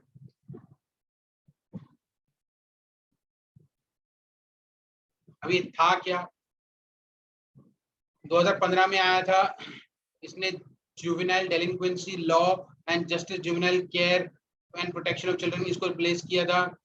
इसमें जुवेनाइल मतलब द एक्ट, ये बड़ा इंपॉर्टेंट है, change in nomenclature. The act changes the nomenclature from juvenile to child or child in conflict with law. Child in conflict with law मतलब कि कोई उसने गुनाह वगैरह कर दिया है। Also it removes the negative connotation associated with the word juvenile, ठीक है, तो but child in conflict with law। अब इसमें स्पेशल प्रोविजंस की हमने बात कर ली है 16 से 18 के बीच में। One of the main provisions of the act, the juveniles charged with heinous crimes who are between 16 से 18 would be tried as adults and processed through the adult justice system. The provision received as an impetus after the Bara gang rape case, in which one of the accused just fall 18 years and was therefore tried as juvenile. मैं आपको एक और चीज बताता हूँ, ये तो basically 2015 का जो एक्ट था ये है, ठीक है। इस एक्ट में चेंज हुआ अभी 2019 में इसमें अमेंडमेंट हुआ, वो भी मैं बताता हूँ कि क्या अमेंडमेंट हुआ अभी। चलो आगे पढ़ लेते हैं। देखो जुवेनाइल जस्टिस बोर्ड है, the nature of the crime, whether the juvenile should be tried as minor और child was to be determined by the justice juvenile justice board. ये डिसाइड करेगा कि अगर कोई क्राइम किया तो उसको बच्चे की तरह ट्रीट करना है या उसकी तरह ट्रीट करना है। Also, child welfare committees must be set up in any district. Both must have at least one woman member. ठीक है। आपके लिए jobs, women jobs जो इससे डायरेक्टली मिल जाती हैं वो यहाँ पे होती हैं। Adoption related causes. Another major reasons was the act streamlined adoption procedures for orphans, abandoned, surrendered children. Existing कारा मतलब कैसे, मतलब इनको क्या क्या करना है इसके लिए। Inclusion of new offences, the act included several new offences committed against children like illegal adoptions, use of child by militant groups, offences against disabled children, ये भी इंपॉर्टेंट बात है, disabled children with which are not adequately covered under any other law. अब ये क्या था 2019 में इसमें चेंज हुआ है। चेंज क्या हुआ मैं बताता हूँ। पहले क्या था,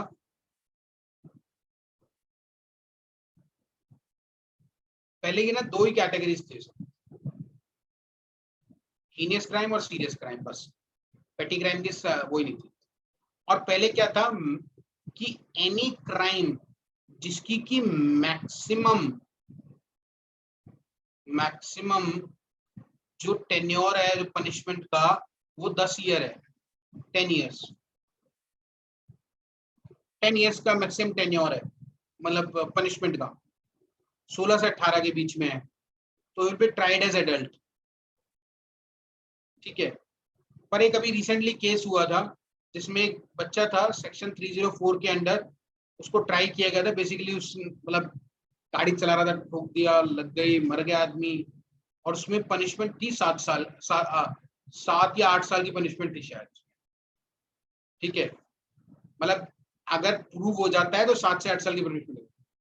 तो उसमें इसको भी, क्योंकि मैक्सिमम 10 इयर्स लिखा हुआ था, है ना, तो उन्होंने कहा ये तो हीनियस क्राइम है, नाउ द बच्चा would be tried as an adult.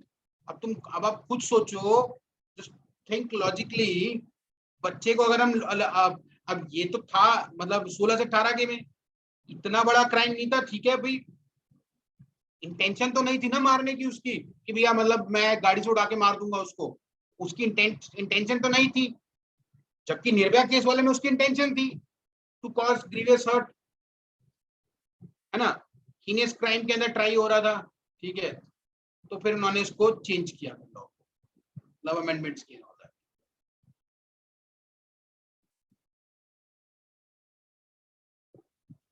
ये देखिए, first time category of serious offenses differentiating heinous crimes.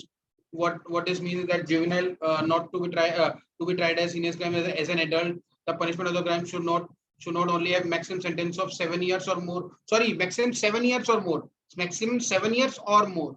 10 years नहीं है वो, मैंने गलत बता दिया, 7 years or more. But a minimum sentence, उसको minimum कर दिया कि minimum होना चाहिए, क्योंकि मैक्सिमम में तो बहुत सारी हो जाएंगी। मतलब एनी पर्सन मतलब जिसकी मैक्सिमम जो 7 साल की है वो सारे आ गए, उसमें क्या मिनिमम 7 साल की होनी चाहिए। ठीक है, adult justice system, heinous crimes with a minimum imprisonment of 7 years pertain mostly to sexual offenses and violent sexual crimes. Crime like possession and a sale of drugs, possession and sale of an illegal substance such as drugs और alcohol अगर कोई बच्चा बेचता है तो वो serious crime में आएगा। You got my point, serious crime में, तो उसको हम एडल्ट की तरह ट्रीट नहीं करेंगे। और इसमें क्या किया, NCPCR, national child protection control rights ऐसे कुछ करके है, इनकी एक रिपोर्ट थी 2019 में, जिन्होंने ये पाया कि not a single child care institution in the country जो कि 100% कंप्लायंट टू जेजे एक्ट से। तो फिर क्या किया गया, डीएम, डिस्ट्रिक्ट मजिस्ट्रेट और एडिशनल डीएम, ठीक है, will monitor the functioning of various agencies under the JJ act, child welfare committee, justice juvenile board, district child protection unit, special juvenile protection unit, special होती है ये। इनका काम क्या था, that amendment says that new children home जो बनेंगे वो डीएम की परमिशन के बिना नहीं बनेंगे, एंड मतलब डीएम रिस्पॉन्सिबल होंगे। जो भी नया, अगर मेरे को अपना कोई ऑर्फनेज खोलना है तो मेरे को डीएम से परमिशन लेनी पड़ेगी और उनसे बातचीत करनी पड़ेगी कि भाई मतलब हाँ मतलब सारे नॉर्म्स एंड प्रोसीजर में फॉलो कर रहा हूँ। डीएम क्या करेगा, रेगुलरली इन सीडब्ल्यूसीज में जाएगा and who are usually social welfare activists including educational qualifications, and there is no such provision currently to check if a person in case of a girl child abuse against him. ठीक है, the DM will also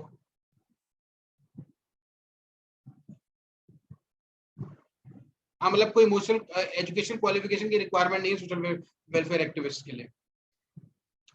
to hasten the process of adoption, CARA में जो adoption होती है, ensure swift rehabilitation, जल्दी जल्दी rehabilitate करना है of the children into homes and foster homes. What do you mean by foster homes? Anyone? Foster homes कौन से होते हैं? Google करके बताना मेरे को, चलो। The amendment further provides that the DM will also be in charge in the sanctioning adoptions कि अडॉप्ट करेंगे तो उसको सैंक्शन करने के लिए डीएमई करेगा, removing the lengthy court process. Court से अडॉप्शन नहीं होगा, यहीं से हो जाएगा। बेसिकली यहाँ पे डीएम को काफी बेचारे को काम दे दिया गया है, काफी सारा। Is that okay? Shall we move ahead? Yes. देखो ये दो टॉपिक थोड़े कॉन्सोनेंट्स में थे, हमने शायद आसानी से समझ लिया है, ठीक है। Now will move on to Indian education, national education policy. Okay, ये सारा जो है मैंने जो बनाया है ये इंडियन एक्सप्रेस से बनाया है, इंडियन एक्सप्रेस से, ठीक है। तो आपको इंटरेस्ट आएगा जानने में। न्यू एजुकेशन पॉलिसी को यूनियन कैबिनेट ने बड़े सारे चेंजेस 2020 में 29 जुलाई 2020 को उन्होंने नई एजुकेशन पॉलिसी ला दी, जिसमें बहुत सारे चेंजेस किए गए हैं, ठीक है। क्या क्या किए गए हैं? बेसिकली क्या था, पहली नेशनल एजुकेशन 1968 में आई थी, उसके बाद में 1986 में आई थी। इसमें थोड़े से चेंजेस किए गए थे 1992 में, ठीक है। ये देखो 92 में किए गए थे, और इसके बाद डायरेक्टली अब आई है 2020। 1964 में क्या था, 1964 में एक कमीशन बैठाया था जिसने 1968 में इंप्लीमेंट किया था, ये इंदिरा गांधी ने किया था। 1986 में 6 वाला राजीव गांधी ने किया था, और अब ये नरेंद्र मोदी ने किया है। 1992 में पीवी नरसिम्हा राव की गवर्नमेंट में थोड़े चेंजेस किए गए थे। तो बेसिकली मेजर तो 1986 वाला ही था, लेकिन थोड़ा बहुत चेंजेस ऐसे कर देते थे, उसको बोल देते, ठीक है। बहुत इंपॉर्टेंट चीज है, स्वीपिंग चेंजेस है किस तरह के, कि foreign universities, Harvard university India में कैंपस खोल सकती है। सोच लो अगर अभी आपको चाहिए डायरेक्ट हार्वर्ड में चाहिए इंडिया कैंपस में, टाइम लगेगा ढूंढ कर, तब तक आप ग्रेजुएट हो जाओगे। डिसमेंटलिंग यूजीसी, यूजीसी खत्म कर रहे हैं। यूजीसी की फुल फॉर्म क्या होती है? Union grant commission. हैं? Union grant commission sir. No, it's not union. It's not union. It's University Grants Commission. University grant commission sir. तो कह रहे हैं ये AICT, UGC सब खत्म कर देंगे, ठीक है। और एक लेके आएंगे HECI, higher education commission of India. एक ही बॉडी रहेगी और ये सबके ऊपर बैठेगी। जैसे एक ही बॉडी रहेगी और ये सबके ऊपर बैठेगी, बस बेसिकली अम्ब्रेला ऑर्गेनाइजेशन है। एमफिल करने की कोई जरूरत नहीं है, डिसकंटिन्यूएशन कर देंगे इसके बाद में। 4 साल का multidisciplinary undergraduate programme, हम पढ़ेंगे अभी डिटेल में सब कुछ, विद मल्टीपल एग्जिट ऑप्शंस। इसका मतलब क्या है कि पहले तो हमारा जो सिस्टम है ना, पहले हमारा सिस्टम 10+2 चलता था, अब ये करेंगे 5+3+3+4, 5+3+3+4, ये 9 से 12 रहेगा। होनी क्या? नहीं, ये पॉलिसी आई है, अभी कहाँ इम्प्लीमेंट थोड़ा ना ये पूरी। हाँ मतलब पॉलिसी आई है। हाँ पॉलिसी आई है। मैंने क्या बताया था, सती प्रोहिबिशन एक्ट कब आया था? 1800s में आया था, 30s में। सती 1995 तक भी हुई है, ठीक है। पॉलिसी का इनका मतलब गवर्नमेंट का भी एस्टिमेट है कि 2030 तक जाके इम्प्लीमेंट होगी, 30 तक जाके इम्प्लीमेंट होगी प्रॉपरली। Yes sir. इतना आसान नहीं है, क्योंकि आप खुद ही सोचो, अभी जो 10th क्लास के बच्चे हैं, कैसे सडनली चेंज हो जाएगा ये? इतना आसान ही नहीं है। हमें ये चीज, चलो पढ़ेंगे आगे अभी। अच्छा, तो ये सिस्टम था। अब क्या था इसके बाद में ग्रेजुएशन करते थे ये, ठीक है।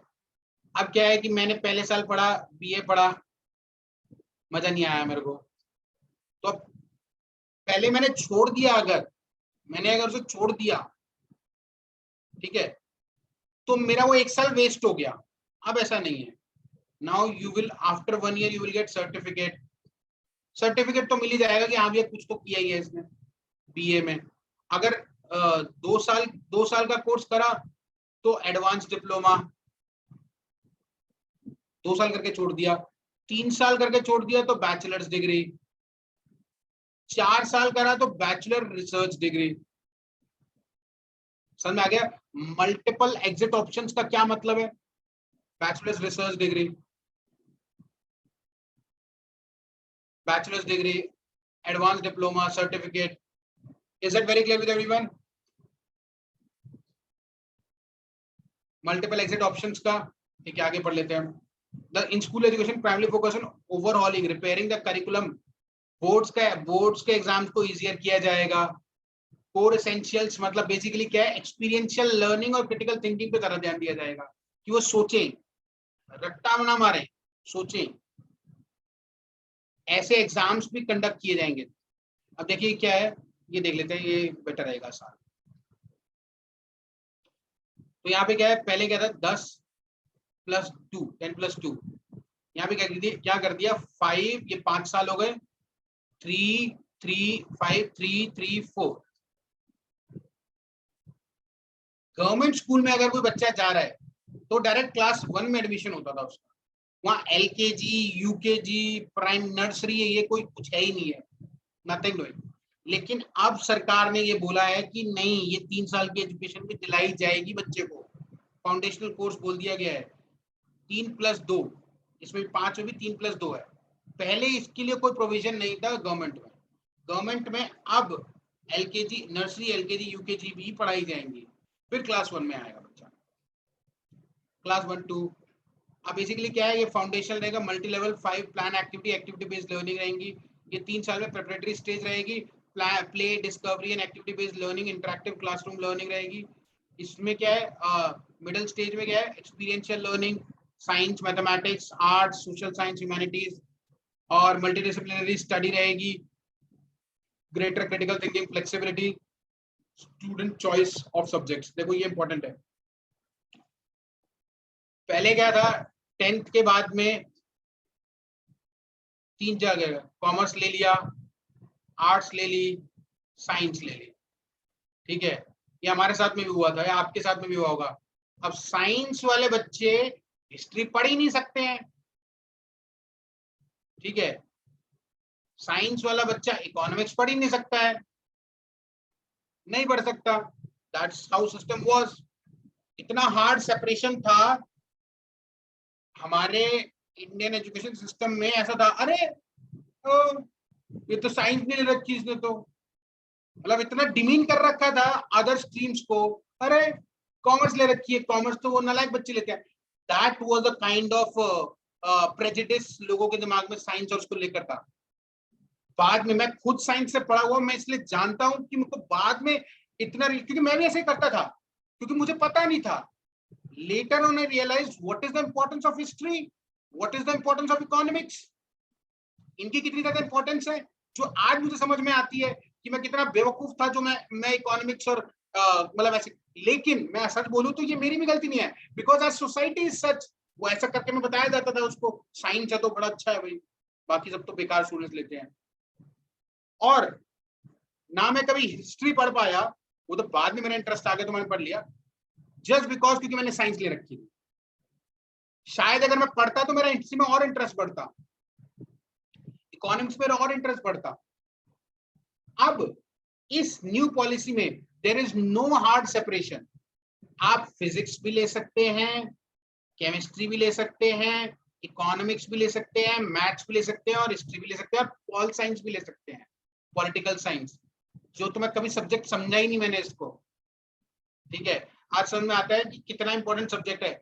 इस पॉलिटिकल साइंस का एक सब्जेक्ट, मतलब एक जो चीज है, जैसे मतलब उसने कितने लोगों को, मतलब मर गए उस वजह से लोग, कितने लोग.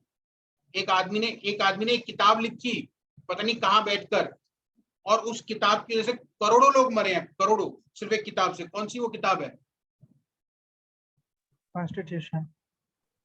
अरे नहीं भैया, कॉन्स्टिट्यूशन से लोग थोड़ा मरे हैं, क्या बात कर रहे हो? करोड़ों लोग मरे हैं इससे, कॉन्स्टिट्यूशन से नहीं. पॉलिटिकल साइंस की एक बुक है वो. Secularism. No no no no no, क्या बात कर रहे हो यार? सेकुलरिज्म से लोग कैसे मरेंगे यार? कम्युनलिज्म. हाँ, मतलब वो कम्युनलिज्म की नहीं. बुक का नाम बताओ, बुक का. एक बुक है, बहुत बड़े फिलोसोफर ने लिखी थी, जर्मन फिलोसोफर ने लिखी थी, बहुत बड़ा नाम है उसका. सर लोग Marxist. इन्हीं चीजों पे लड़ते हैं ना कि कार्ल मार्क्स। सेक्युलरिज्म पे, yes, very communism. Good. Karl Marx. कौन सी बुक लिखी थी कार्ल मार्क्स ने? 2 बुक्स लिखी थी, क्या नाम है उनका? Manifesto. Man- What is that? हाँ, नहीं, communist manifesto and Das The capital. Communist Manifesto. Das Kapital Das Kapital and communist manifesto. अरे भैया, ये मतलब ये ऐसी क्रांतिकारी बुक रही है अपने लाइफ टाइम की, जो कि मतलब लेनिन जैसे आदमी ने बैठ के पढ़ी, और जो माओ जेडोंग ने एक लाइब्रेरियन होते हुए लाइब्रेरी में बैठ के पढ़ी।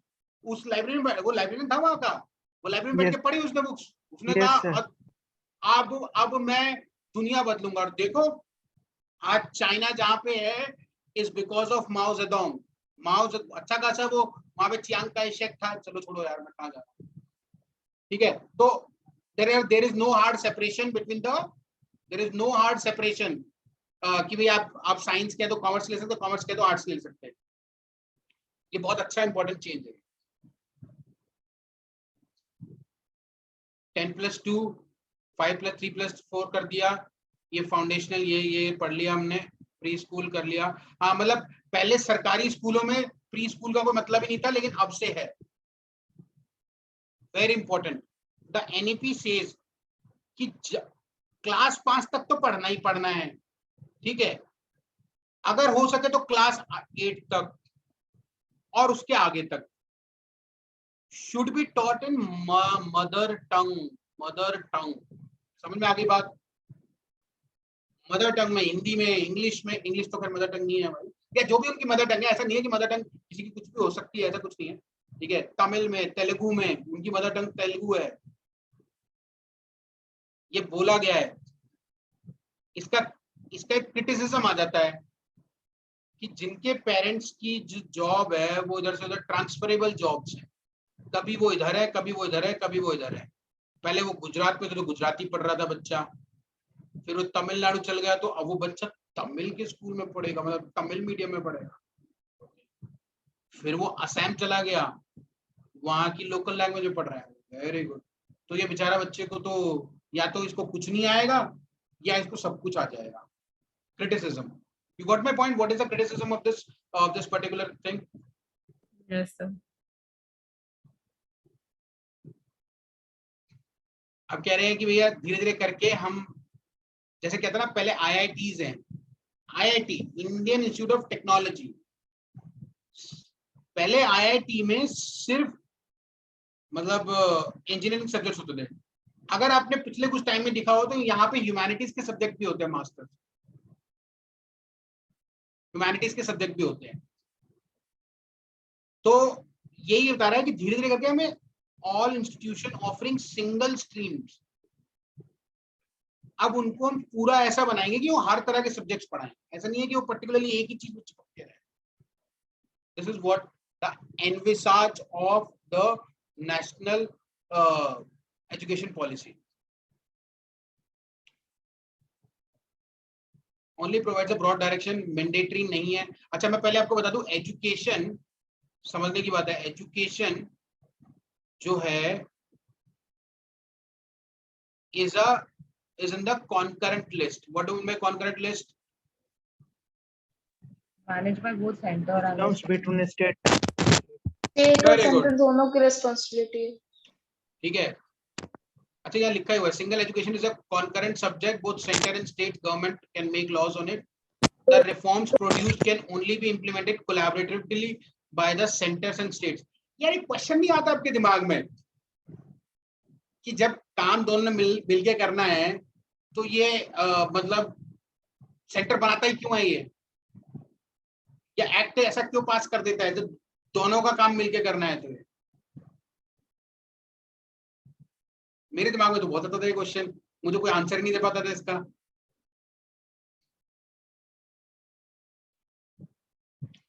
नेक्स्ट टाइम देना आप मेरे को आंसर इसका।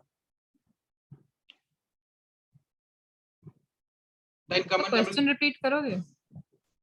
यार जब सेंटर और स्टेट ने मिलके काम करना है, कॉन्करेंट लिस्ट में है, तो सिर्फ सेंटर ही क्यों लॉ बनाता है उसमें?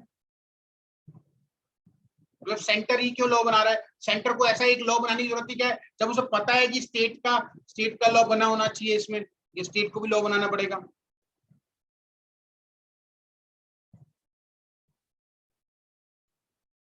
जैसे मैं आपको एक और एग्जांपल देता हूँ, it is related to health care, clinical establishment act, कि भाई कोई भी हॉस्पिटल है, क्लिनिकल एस्टेब्लिशमेंट एक्ट, कोई भी हॉस्पिटल है 2010 में, तो उसको रेगुलेट करता है क्लिनिकल एस्टेब्लिशमेंट एक्ट। जबकि health is a state subject, मैं ये बता दूं आपको, health is a state subject, ये पता होना चाहिए आपको, health is a state subject. तो फिर सेंटर यूनियन गवर्नमेंट ने क्लिनिकल एस्टेब्लिशमेंट एक्ट 2010 कैसे बना दिया जब health is a state subject? ऐसे ही सेंटर यहाँ पे क्यों बना रहा है? चलो सेंटर तो यहाँ पे एजुकेशन तो कॉन्करेंट लिस्ट में है, सेंटर लेकिन बना ही क्यों रहा है? वो इतनी प्रेशर क्यों ले रहा है अपने ऊपर?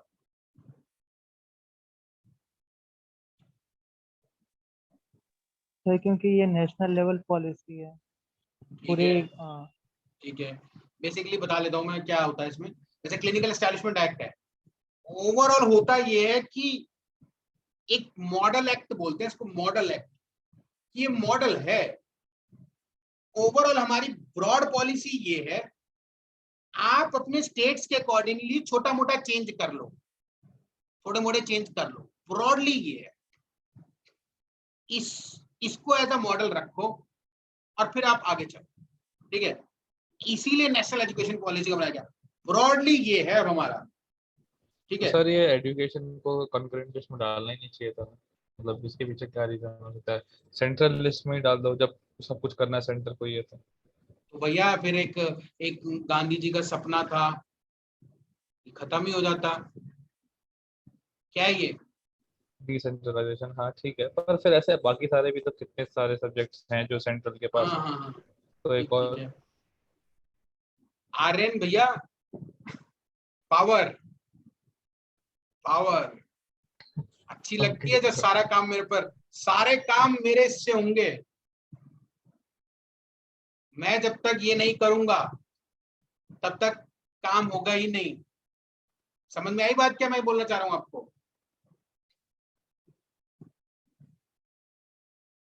Aryan, yes sir yes. Did you understand what is the whole power play है? सब कुछ पावर प्ले। जब से मोदी गवर्नमेंट आई है सेंट्रलाइजेशन पे बहुत ध्यान हो रहा है, अधिकतर चीजों को सेंट्रलाइज किया जा रहा है कि एक ही रहे। कहीं कहीं ये ठीक भी है, ऐसा नहीं है कि सेंट्रलाइजेशन गलत चीज है, और कहीं कहीं ये बेकार भी है, गलत भी है। Reason being because at the end of the day हम इंसान हैं, पावर के चक्कर में सारे काम हम उतनी अच्छे से मैनेज नहीं कर सकते, इसलिए हमें डिसेंट्रलाइजेशन करना पड़ता है। चलो, गवर्नमेंट क्या करेगी? सब्जेक्ट वाइज कमिटीज बनाएगी with members from the relevant ministries, ठीक है? और वो एनईपी को डालेंगे, list out actions, multiple bodies, HRD ministry. अच्छा, इसका एचआरडी मिनिस्ट्री का नाम बदल दिया इस पॉलिसी में, मिनिस्ट्री ऑफ एजुकेशन कर दिया है, ठीक है? अच्छा, एक ना नेशनल टेस्टिंग एजेंसी बनाई जाएगी, नेशनल टेस्टिंग एजेंसी, जो टेस्ट कंडक्ट कराएगी, सारे टेस्ट कंडक्ट कराएगी। Very important. What does emphasis on the mother tongue? ये इतना क्यों एम्फेसिस दिया गया है, ठीक है? तो ऐसा कुछ नया नहीं है, ये बेसिकली कहना है कि most government schools in the country are doing this already. As far as private school, it's unlikely that they will be asked to change their medium of instructions. A senior ministry official clarified to Express that the provision on the mother tongue as medium of instructions was not compulsory for states. Compulsory नहीं है, ऐसा करना ही करना है। क्यों? क्योंकि concurrent list में है, ठीक है? हो सके जितना हो सके कोशिश करो मदर टंग में पढ़ाने की। इन्होंने एक नया ना 3 लैंग्वेज फॉर्मूला भी निकाला है कि बच्चों को 3 लैंग्वेज करनी है, 3 लैंग्वेज पढ़ानी है बच्चों को। देखो, मैं तुम्हें एक बात बताऊं, ये याद रखना हमेशा बात, और अगर तुम ये कर सकते हो तो ये भी करना। तुम्हारा इंटेलेक्चुअल लेवल उतना ज्यादा होगा जितना ज्यादा आपको जितनी ज्यादा लैंग्वेजेस जानते हो। अगर आपको 4-5 लैंग्वेजेस आती हैं तो आपका इंटेलेक्चुअल लेवल उतना ज्यादा होगा। 10-15 आती है तो उतना ज्यादा होगा। मतलब जितनी लैंग्वेजेस आपको आती है लैंग्वेजेस सीखने का सबसे अच्छा टाइम 2 to 8 years, जिसमें कि मल्टीपल लैंग्वेजेस बच्चा लर्न कर सकता है। मल्टीपल एक सबसे इंपॉर्टेंट चीज है, ठीक है। इसमें 3 लैंग्वेज फॉर्मूला है कि बच्चों को 3 लैंग्वेजेस मतलब 3 लैंग्वेजेस सिखाई जानी है, जिसमें कि 2 एटलीस्ट इंडियन लैंग्वेजेस हो। अधिकतर थर्ड आदमी समझता है कि इंग्लिश ही होगी। समझ में आगे बात क्या है, क्या कहना चाह रहा हूं मैं। एक आदमी का इंटेलेक्चुअल लेवल उतना ज्यादा होगा जितनी लैंग्वेजेस आती होंगी। 2 से 8 साल में सबसे ज्यादा लैंग्वेजेस सीखी जा सकती हैं, इसलिए 3 लैंग्वेज फॉर्मूला लाया गया है। 3 लैंग्वेज फॉर्मूला में समझ में आ गई बात। वो Yes, लैंग्वेजेस sir. इंडियन नीचे। ये देखो ट्रांसफरेबल जॉब्स वाली बात करी थी, तो NEP does not say anything specifically on children of the parents transferable job, but acknowledges children living in multilingual families. Teachers will be encouraged to use bilingual approach, including bilingual teaching learning with those students whose home language may be different from the medium of the instructions. इसके बारे में मैंने बताया आपको, ये criticism है इसका।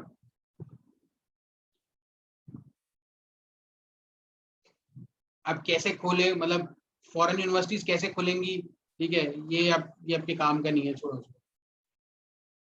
Basically पढ़ लेना इसको, you can read it out.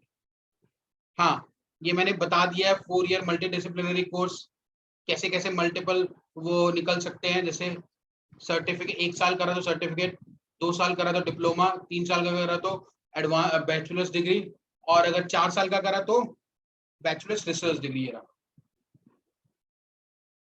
अच्छा हाँ,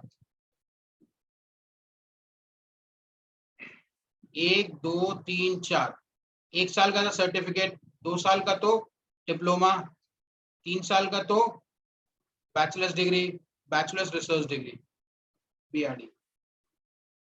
अगर किसी ने 4 साल का कोर्स करा है तो वो आदमी डायरेक्टली PhD में एनरोल करा सकता है अपने आप को, ठीक है। या अगर 3 साल का करा है तो उसे 2 साल का MA करना पड़ेगा, मतलब मास्टर्स करनी पड़ेगी, उसके बाद में PhD में एनरोल कर सकता है, डायरेक्टली नहीं कर सकता। MPhil खत्म ही कर रहे हैं, बेसिकली कह रहे हैं MPhil करने की कोई जरूरत नहीं है। And will the focus on multidisciplinary not dilute. हाँ, कि भाई जैसे कि IITs में मैंने बताया ना मल्टीडिसिप्लिनरी कर रहे हैं उनको, तो उससे सिंगल स्ट्रीम इंस्टीट्यूशंस का डाइल्यूशन नहीं होगा। तो basically IITs are already moving in that direction. IIT Delhi has a humanities department, मैंने बताया ना ह्यूमैनिटीज का कोर्स भी चलता है। इनका पब्लिक पॉलिसी डिपार्टमेंट भी है इनके पास में। IIT में स्कूल ऑफ मेडिकल साइंस है, ठीक है, इनके यहाँ चल रहे हैं ऐसे कोर्सेज। आप देखोगे ना, इनफैक्ट इनके मैनेजमेंट कोर्सेज भी हैं, बहुत अच्छे अच्छे मैनेजमेंट कोर्सेज हैं। IIT बॉम्बे का management, school of management studies, IIT Bombay, बहुत फैंटास्टिक मैनेजमेंट, इन IIMs के बराबर का है वो, ठीक है। चलो okay, then now the last topic. हमारे पास कितना टाइम बचा है, फटाफट से उसे कवर कर लेते हैं, या हमारा टाइम हो चुका है ऑलरेडी। 4:30 तक है ना? नहीं 4 बजे तक ही था। चलो फटाफट से कोशिश करते हैं कवर करने की। Kerala model of education, universal education को हम देख लेते हैं क्या चीज है ये। बेसिकली क्या है, हमने देखा 84 मिलियन चिल्ड्रन जो है स्कूल जाते ही नहीं है। 47 10वीं क्लास से पहले ही खत्म हो जाते हैं, ठीक है। UDHR ने ये बोला गया है कि every individual has a right to education, ठीक है। इससे होलिस्टिक डेवलपमेंट होती है और उससे फंडामेंटल, मतलब जो कि उसको ह्यूमन राइट्स और फंडामेंटल फ्रीडम्स वगैरह जो सब देती है एंड ऑल दैट, ये पढ़ लेना, इसमें बड़ी बात नहीं है, ठीक है। केरला में हाईएस्ट 100% लिटरेसी, आपको पता है ना केरला एक ऐसा है, ऐसा क्या है केरला में जो कि मतलब एनरोलमेंट जो है वहां पर, gross enrolment ratio, what do you mean by gross enrolment ratio? 1000 बच्चे हैं 3 साल के, 10,000 बच्चे हैं या 1 लाख बच्चे हैं। अब technically they after 3 years they should go to the primary education, admission होना चाहिए इनका। सपोज करो 90,000 बच्चों का एडमिशन हो जाता है या 80,000 का एडमिशन हो जाता है, दैट मीन GER इज 80%। समझ में आ गया? केरला में ये 100% है, प्राइमरी और सेकेंडरी दोनों एजुकेशन में। अब ऐसा क्या है केरला में? पहली बात ना, केरला में एजुकेशन को रिस्पॉन्सिबिलिटी ऑफ द स्टेट की तरह जो है, जब से केरला बहुत ही पुराने टाइम से उसमें केरला को रिस्पॉन्सिबिलिटी ऑफ स्टेट की तरह देखा गया है, ठीक है। और वहां पे ये बात बोली गई, पॉलिटिकल इकोनॉमिक्स से ज्यादा पॉलिटिकल विल रिक्वायर्ड है, पॉलिटिकल इकोनॉमिक्स से ज्यादा पॉलिटिकल विल रिक्वायर्ड है। वहां पे 46 लाख इतने सारे टीचर्स हैं, तो बेसिकली क्या है कि वहां पे ना हमने कॉलेजेस में, स्कूल्स में 20,000 नॉन टीचिंग स्टाफ रखे हुए हैं, ताकि क्या है, टीचर्स पढ़ाने में अपना ध्यान लगा सके, ठीक है। यहाँ पे हमेशा से एक प्रोजेक्ट चल रहा है, prism, promoting regional schools to international standards through multiple interventions. इनको बहुत सारा पैसा दिया जाता है, ठीक है, ठीक है, ताकि क्या है, इनका बेसिकली काम क्या है कि इंटरनेशनल स्टैंडर्ड्स की जो एजुकेशन है वो वहाँ के स्कूल्स में हमें प्रमोट करनी है। और ये भी है, जैसे जैसे एक MP लैड्स करके था, MP लैड्स मतलब हर एक MP में एक मतलब हर एक MP की कॉन्स्टिट्यूंसी में वो एक उसको गोद, एक विलेज को गोद ले लेगा और पूरा डेवलप करेगा उसको। इन द सेम वे यहाँ पर भी ऐसा ही था कुछ, कि वे एक स्कूल को पूरा डेवलप करेंगे अच्छे से, एक डिस्ट्रिक्ट के अंदर पूरा अच्छे से डेवलप करेंगे, बहुत अच्छा रहेगा। पैसा अच्छा खासा दिया गया है यहाँ पर, ऐसा नहीं है कि पैसा नहीं दिया गया, ठीक है। और यहाँ पे क्या है, comprehensive interventions, nutrition, health, sanitation, early simulation can help to achieve sustainable growth of female development.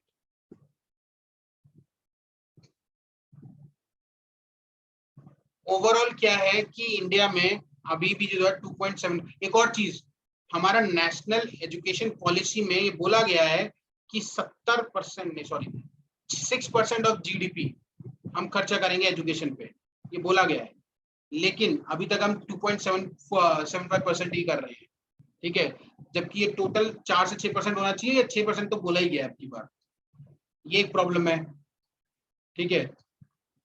Privatisation of education, public school ज्यादा होते नहीं है, प्राइवेट स्कूल की ज्यादा फीस होती है तो लोग छोड़ देते हैं, तो हमें पब्लिक स्कूल सिस्टम को बेटर करना है। मैं बताऊं, तमिलनाडु में एक IAS ऑफिसर है, आप देखेंगे तो लगेगा, तमिलनाडु में एक IAS ऑफिसर है, just to promote public school system, उसने अपनी बेटी का एडमिशन गवर्नमेंट स्कूल में कराया, तमिलनाडु में तो शायद, आप डालोगे गूगल पे तो आ जाएगा, तमिलनाडु का IAS ऑफिसर है, ठीक है। अच्छा, ASER एक सर्वे कराता है, ठीक है, जो बच्चों को देखता है कैलकुलेशन एबिलिटीज क्या है उनकी, क्या वो रीड कर सकते हैं ढंग से, इस तरह से देखा गया है, तो बच्चों का ना बहुत ही पुअर लर्निंग है, बहुत पुअर स्टेट ऑफ लर्निंग है, ठीक है।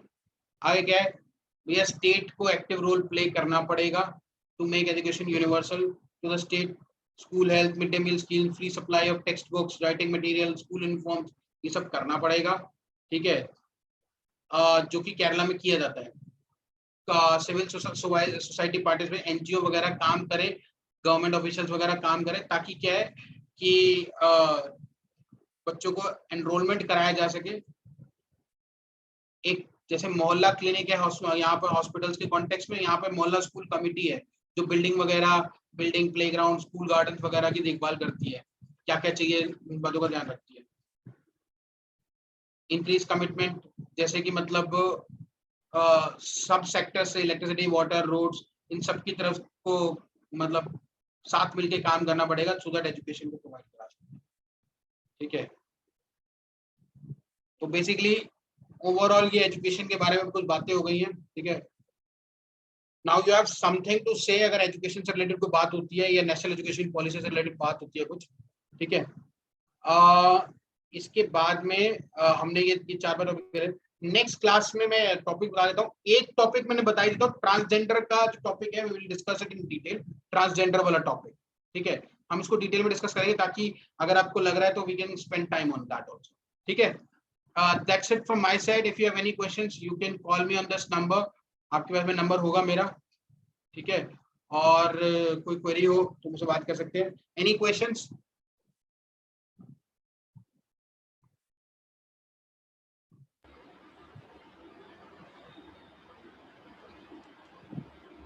Sir, या प्लीज. so last time आपका class का it was regarding privatization of banks. So like या as please. PSUs are going for disinvestment. So sir, मेरे को ये doubt है कि ऐसे government is emphasizing on disinvestment.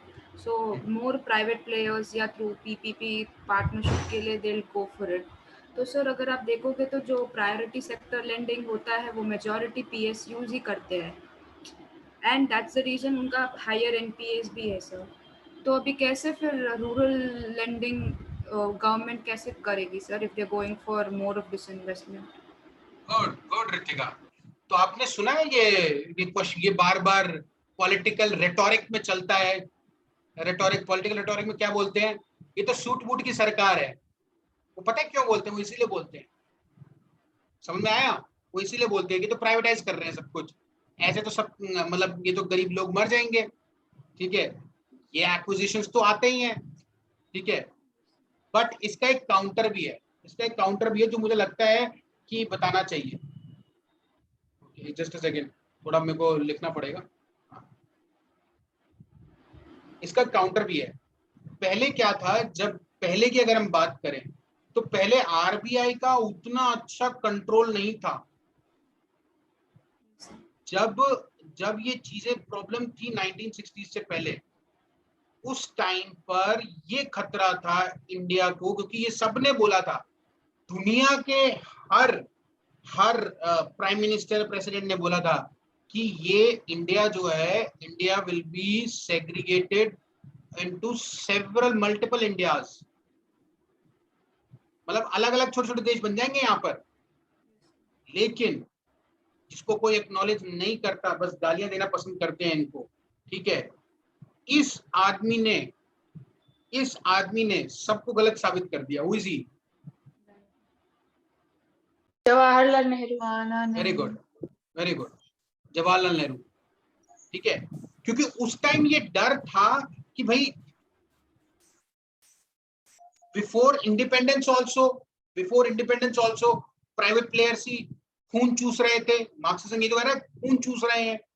ठीक है, ये बुर्जुआ जो है, बुर्जुआ खून चूस रहे हैं. नहीं, डिक्टेटरशिप ऑफ प्रोलेटारिएट. हाँ, बुर्जुआ खून चूस रहे हैं. आप पढ़ोगे मार्क्सिज्म में तो पता चलेगा आपको. तो तब ये डर था कि अगर ये लेंडिंग ना करे तो ये और वो, RBI की बात ना माने तो कैसे करेंगे. तब ये डर था. बाद में धीरे धीरे over a period of time ये डर कम हो गया है. अब आज की डेट में अगर आप सोचो, आज की डेट में अगर कोई बोले कि फॉरेन कंपनीज इंडिया में आ रही हैं, और एक दिन जैसे ईस्ट इंडिया कंपनी आई थी, ऐसी कोई फॉरेन कंपनी आके इंडिया को टेक ओवर कर लेगी और फिर हम गुलाम हो जाएंगे. How strong this argument is Ritika? Tell me, do you really think so कि ऐसा हो सकता है अब या Ritika? Sorry sir, what's up? Can you just come again? I just said कि अगर कोई फॉरेन कंपनी है, जैसे पहले क्या था कि ईस्ट इंडिया कंपनी जैसे 1600s में आई थी, सिर्फ ट्रेड करने के लिए आई थी यहाँ पर, और फिर उन्होंने 200 साल राज कर लिया. अगर हम आज किसी फॉरेन कंपनी को इंडिया में आने देते हैं, और क्या हम ये सिमिलर लॉजिक लगा सकते हैं कि भाई जैसे ईस्ट इंडिया कंपनी आई थी और 200 साल राज करके गई इंडिया पे, इंडिया को गुलाम बना के रखा, ऐसी अब कोई नई फॉरेन कंपनी आएगी और वो भी आगे आने वाले टाइम में हमें गुलाम बना लेगी. ठीक है, और इंडिया के ऊपर उनका राज चलेगा, उस कंपनी का राज चलेगा जैसे ईस्ट इंडिया कंपनी का. How strong this argument is? Tell me.